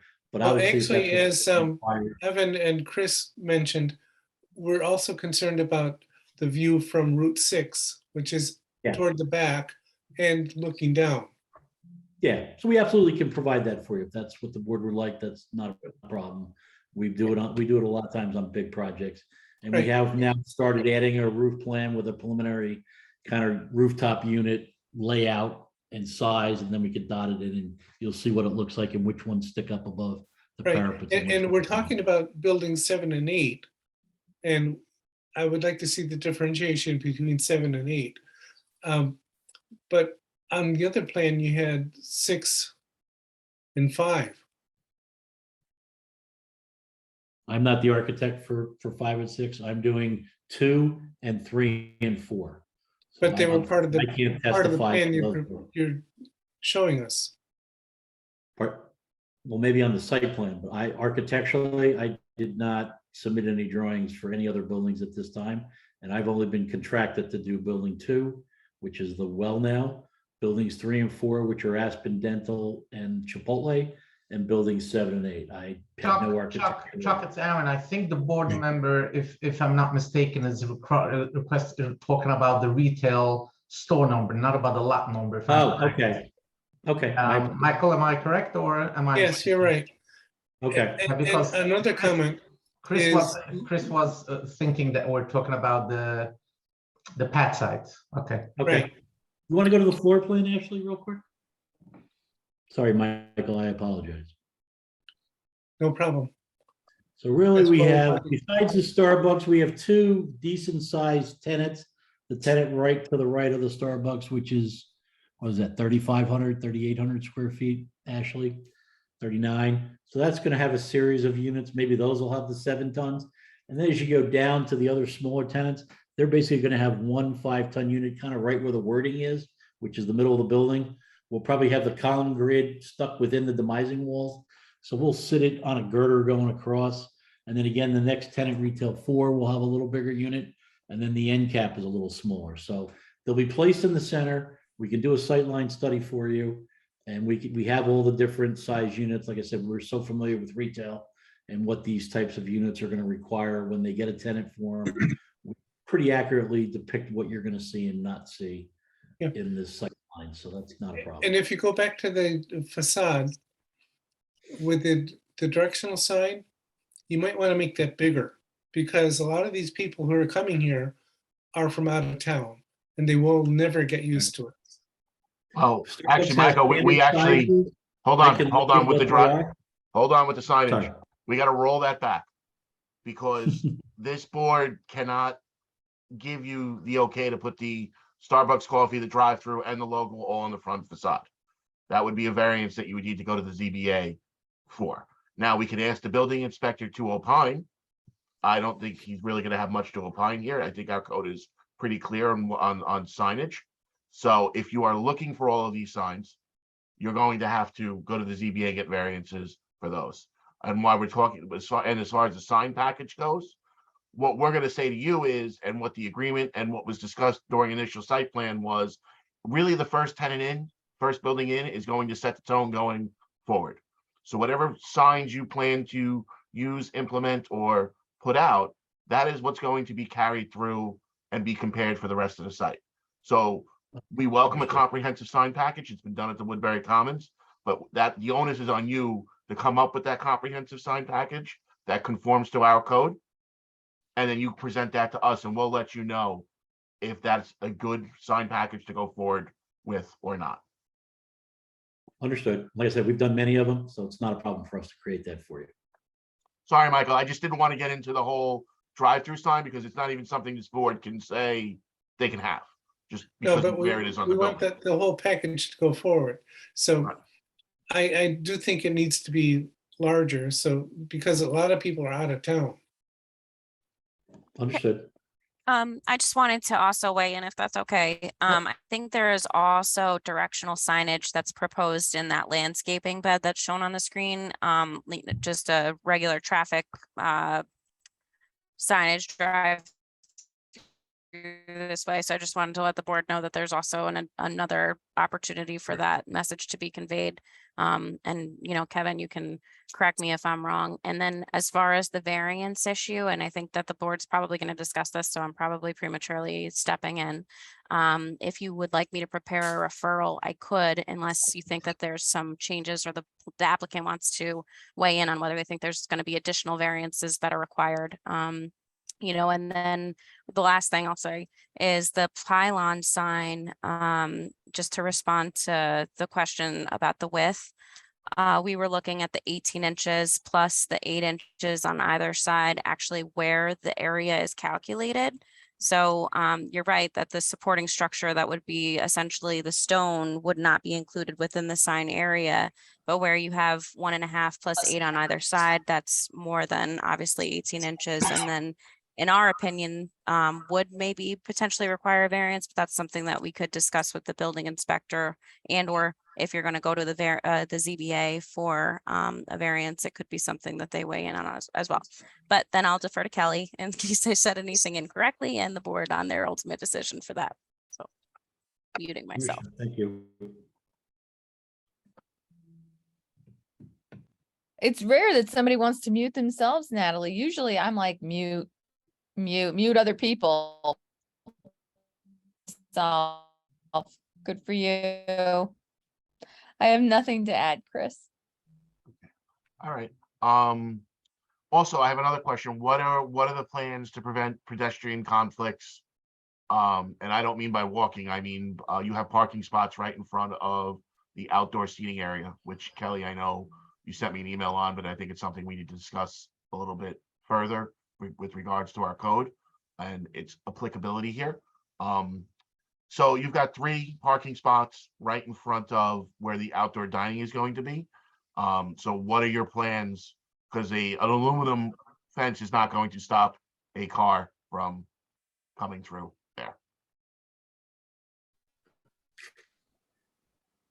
If necessary, and we can work with Kevin's office, what we've done in a lot of communities is we've introduced some decorative bollards that could be in front of that fence, which would then give protection if a car happened to try to jump the curb at a, not going 40 miles an hour, but if they just mistakenly put it in drive instead of reverse. So we absolutely, I think along that front, I think on the drive-through side, there's protection because the way the curb flares out. But absolutely, I think we could work with the board and Kevin's office and come up with some, substantial decorative bollards to protect any of the patrons sitting outside in that area. Other feedback from the board? Are we assuming that architectural material package is out of date just because it's doesn't include all the stone and the wood and the brick, or is that all EFS brick? No, that's real. That's real thin brick, which is real brick. The wood is the wood. The stone is real stone. Again, we've worked with a lot of these materials, and I have multiple shopping centers going right now. And yes, it's a problem. Every other week, I get a call that they can't get a specific, but this exact stone that we're proposing at Starbucks, I have on another Starbucks, and we've actually found a substitute that's readily available. So we are working in all the communities and anywhere we're doing a project, because it is a problem these days getting materials.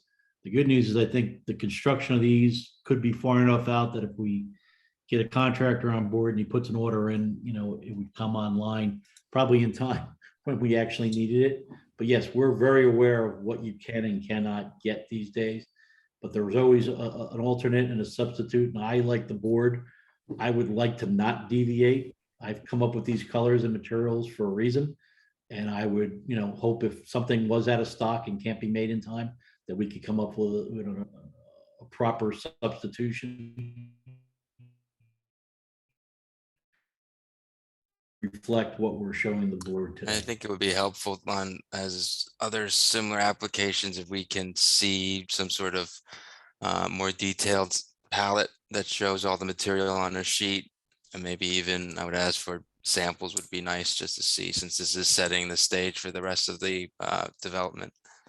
We just finished a project like that where we could put it with the internet picture, and if the board does need, especially if you're coming back in public or not going to stay virtual, but yeah, we could set up a sheet with a schedule that'll list all the materials, the manufacturer's name and number, put the picture on, and then if you still need it, we could certainly get you smaller samples of each of these if necessary. We've done this before. Well, just that will be required. The storyboard will be required for the public hearing.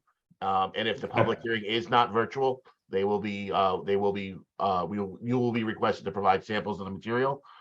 As far as the ARB approval goes, once that gets through, you will need to list on the ARB sheet what all the materials are, and that's what you're going to be held to. So there's not a lot of gray or wiggle room once that gets approved by this board. And I've already selected these, so it's very simple for us to put this on a sheet for you, because I've already specified the products for my staff to put them on. And once you get the sheet, we can just stop by the building department and look at it. Yeah, if they drop the storyboard off there, that'll be fun. Okay, understood. Other feedback, questions, concerns for now? I know this is the first presentation. There's some famous keyword here, some pencil sharpening that needs to be done on the application before it comes back to us. So I know there'll probably be at least another resubmittal. Now it's up to you as the applicant for variances and referrals to the ZBA. If you think the signage is going to change, or the size of the signage is going to change, then it's probably best for you to wait before we give you a referral to ZBA. If you think it's going to be what you presented to us tonight and you're 100% confident there's going to be no change, we can refer you to the ZBA. But again, that's, you're going to get locked in what you present to them. And if they give you a variance, you're going to get locked into what they approve. So I don't know if you guys want to have a huddle tomorrow and think about it and let us know on your next submittal, or.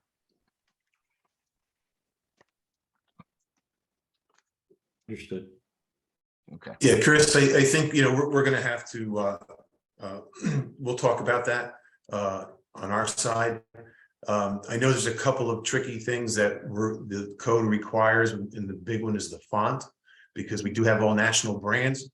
So I just think that's going to be a tough one for us to get over, particularly on the pylon sign.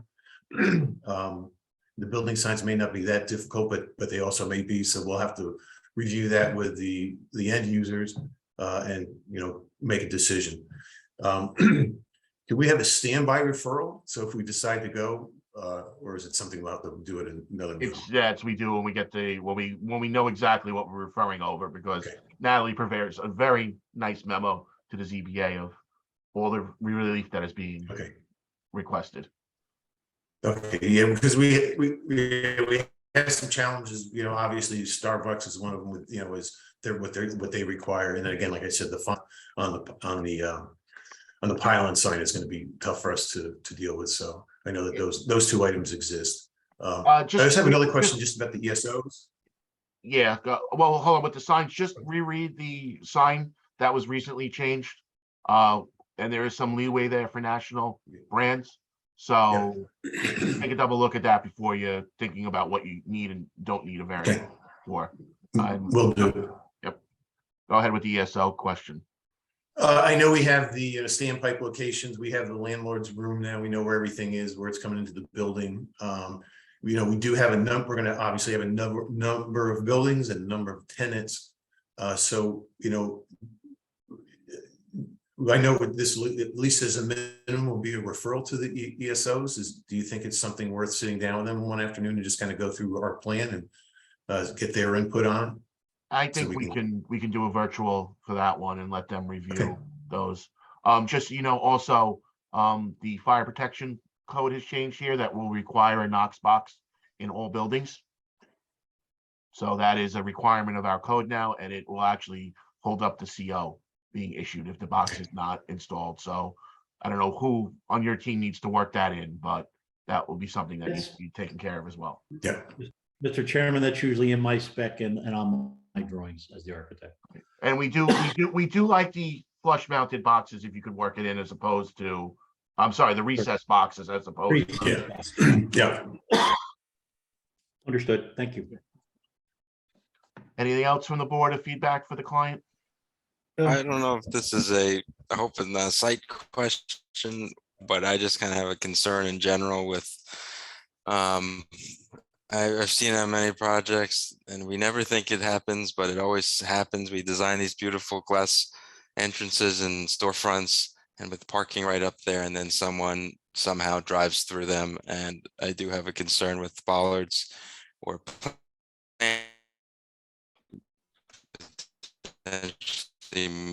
mitigate any damage or injury that might happen from that.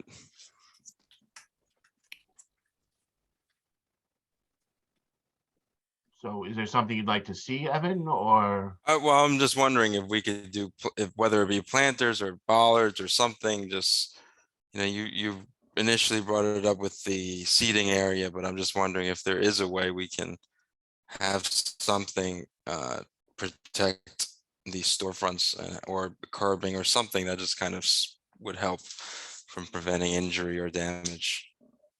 Ashley, could you pull up the floor plan again? Because we did install some planted areas in the wider sidewalks, as you can see. So see where it says landscape area? We kind of like, those are the ones that I pulled away from the face of the building. So if we could put some current and then maybe a bollard or two in between with those landscape areas, but it'll be definitely a definition where people driving would know there's a change, that they're not going to hop the curb and go up onto the sidewalk. But if we use the landscape areas and maybe a couple bollards in between where there is landscaping, I think that might be something that would be helpful to avoid the concerns that you have. I think that. And we've done that and most of the times it's when we have a flush curve, like you see on, then you don't have even a transition between sidewalk and because the curve is flush. Here you have a phase 6 curve all the way across. But again, there are others put it in. You just need one. But we've done, I think if we add something decorative we could probably get the protection and comfort level that you're looking for in a good part Yeah, I of the think site. that'd be nice. Thank you. Still make it aesthetically pleasing. Cool. Thank you. And I have just one request. It's not a condition, but if you could make the doors handicap accessible, that would be great. All my entrances are 100% handicap accessible. We're mandated by code. And then I believe No, but I even our mean, rear. do the doors open when somebody comes up in a wheelchair, or does somebody Oh, have? no, we've not proposed automatic doors, but they meet the push and pull requirements. But we're not proposing automatic doors like you would do in a large building or a medical facility. These are just normal swing doors, but they'll be set up, they'll be flush, and they'll be as part of the accessible route that we have to provide across the sidewalk. But no, we're not proposing automatic doors. Okay, and again, I'm not requiring it, but I like the ones in Michael's across the street in Woodbury Center. The trick is based on the energy code, we're actually, the tenants are going to have to install vestibules in a lot of these stores as well. So there will be another series of doors probably behind these. So that gets very challenging. If you put them on one, you have to put them on both. I understand.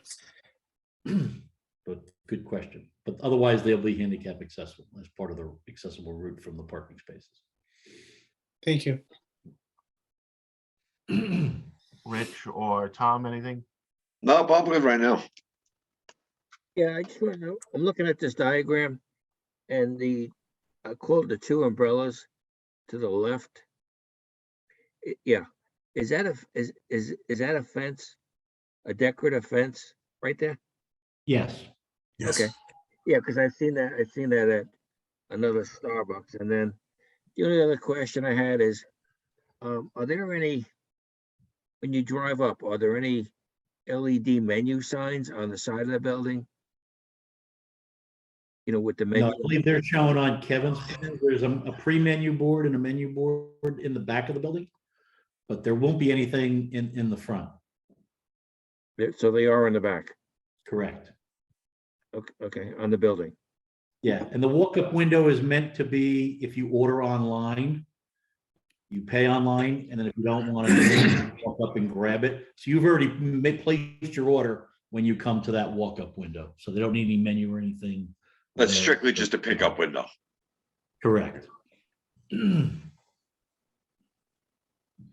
that's what we're seeing. And when you'll see one of the other buildings we're designing that has a drive-through, that is the trend now after the pandemic, that they're seeing their growth in ordering online as opposed to just getting in line, sitting there, make your order, and then, you know, one car at a time you pull up. A lot of these nationals now are finding people using the phone, ordering ahead, and they can drive up and the queues go faster, and these walk-up type pickup areas, because that seems to be the trend. Yeah, right they now. all have their apps now. Yeah. So that's after the pandemic, that kind of world has changed. And we're seeing a lot of this now in a lot of the centers we're doing.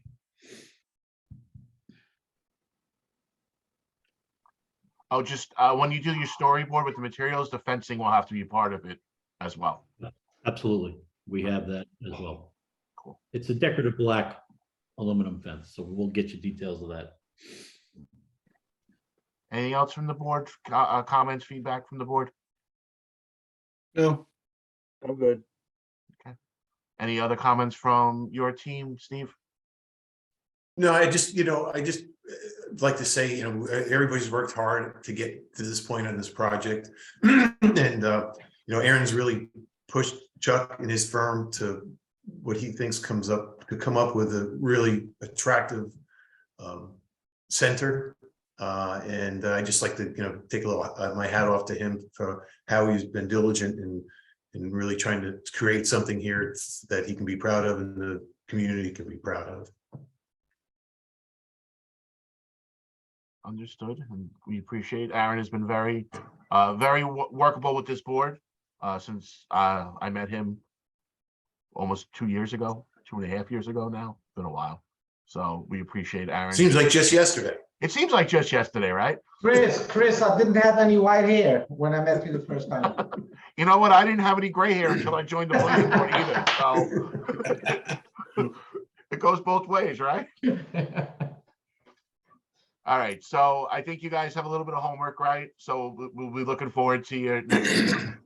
Hopefully we'll be a little bit more streamlined next time around, get all the questions and everything worked out. And I don't think if there's nothing else, we'll see you guys when the paperwork comes back in. And overall, Chris, and overall, the board, I know we're not now with the public hearing, and overall the board is excited with this design. I think people tell me it's a beautiful design. No, it's a very nice building. And, Yeah, I like the design. Yeah. And you have stuck to your word and said you were going to do a beautiful center and a beautiful sign. So we appreciate that. Right now, it's going to just be hammering out the details, Aaron. Yeah. Of course, we still have to have a public hearing on it, and I can't tell you what's going to happen there. But I think from the feedback tonight, you've got some positive feedback from this board on where. And for me personally, I would rather see something up there than a parking lot. Well, the parking lot will always be there. The parking lot will always be there. Aaron doesn't own that. It's gonna be parking. It's gonna be parking lot plus. Yes. Parking plus food. Now you got to get to convince the Starbucks to open up early enough for the commuters that take the buses to get their cup of coffee in the morning. All right, appreciate it, Aaron. Exciting. Thank you very much to all board members and for the team. Yes. Thanks for the constructive feedback. Thank you. Thanks, everybody. Thank you. Thank you. So no further business before the board tonight. I offer a motion to close. Second. Second by Michael. Anybody got any questions on that? No. All in favor? Aye. All right. All right. See you. Have a good night, guys. Everybody from Take my care. board, unless Kelly says otherwise, will be remaining virtual. Thank you. Good night. Good night, everybody. All right, good night. Night. Good night.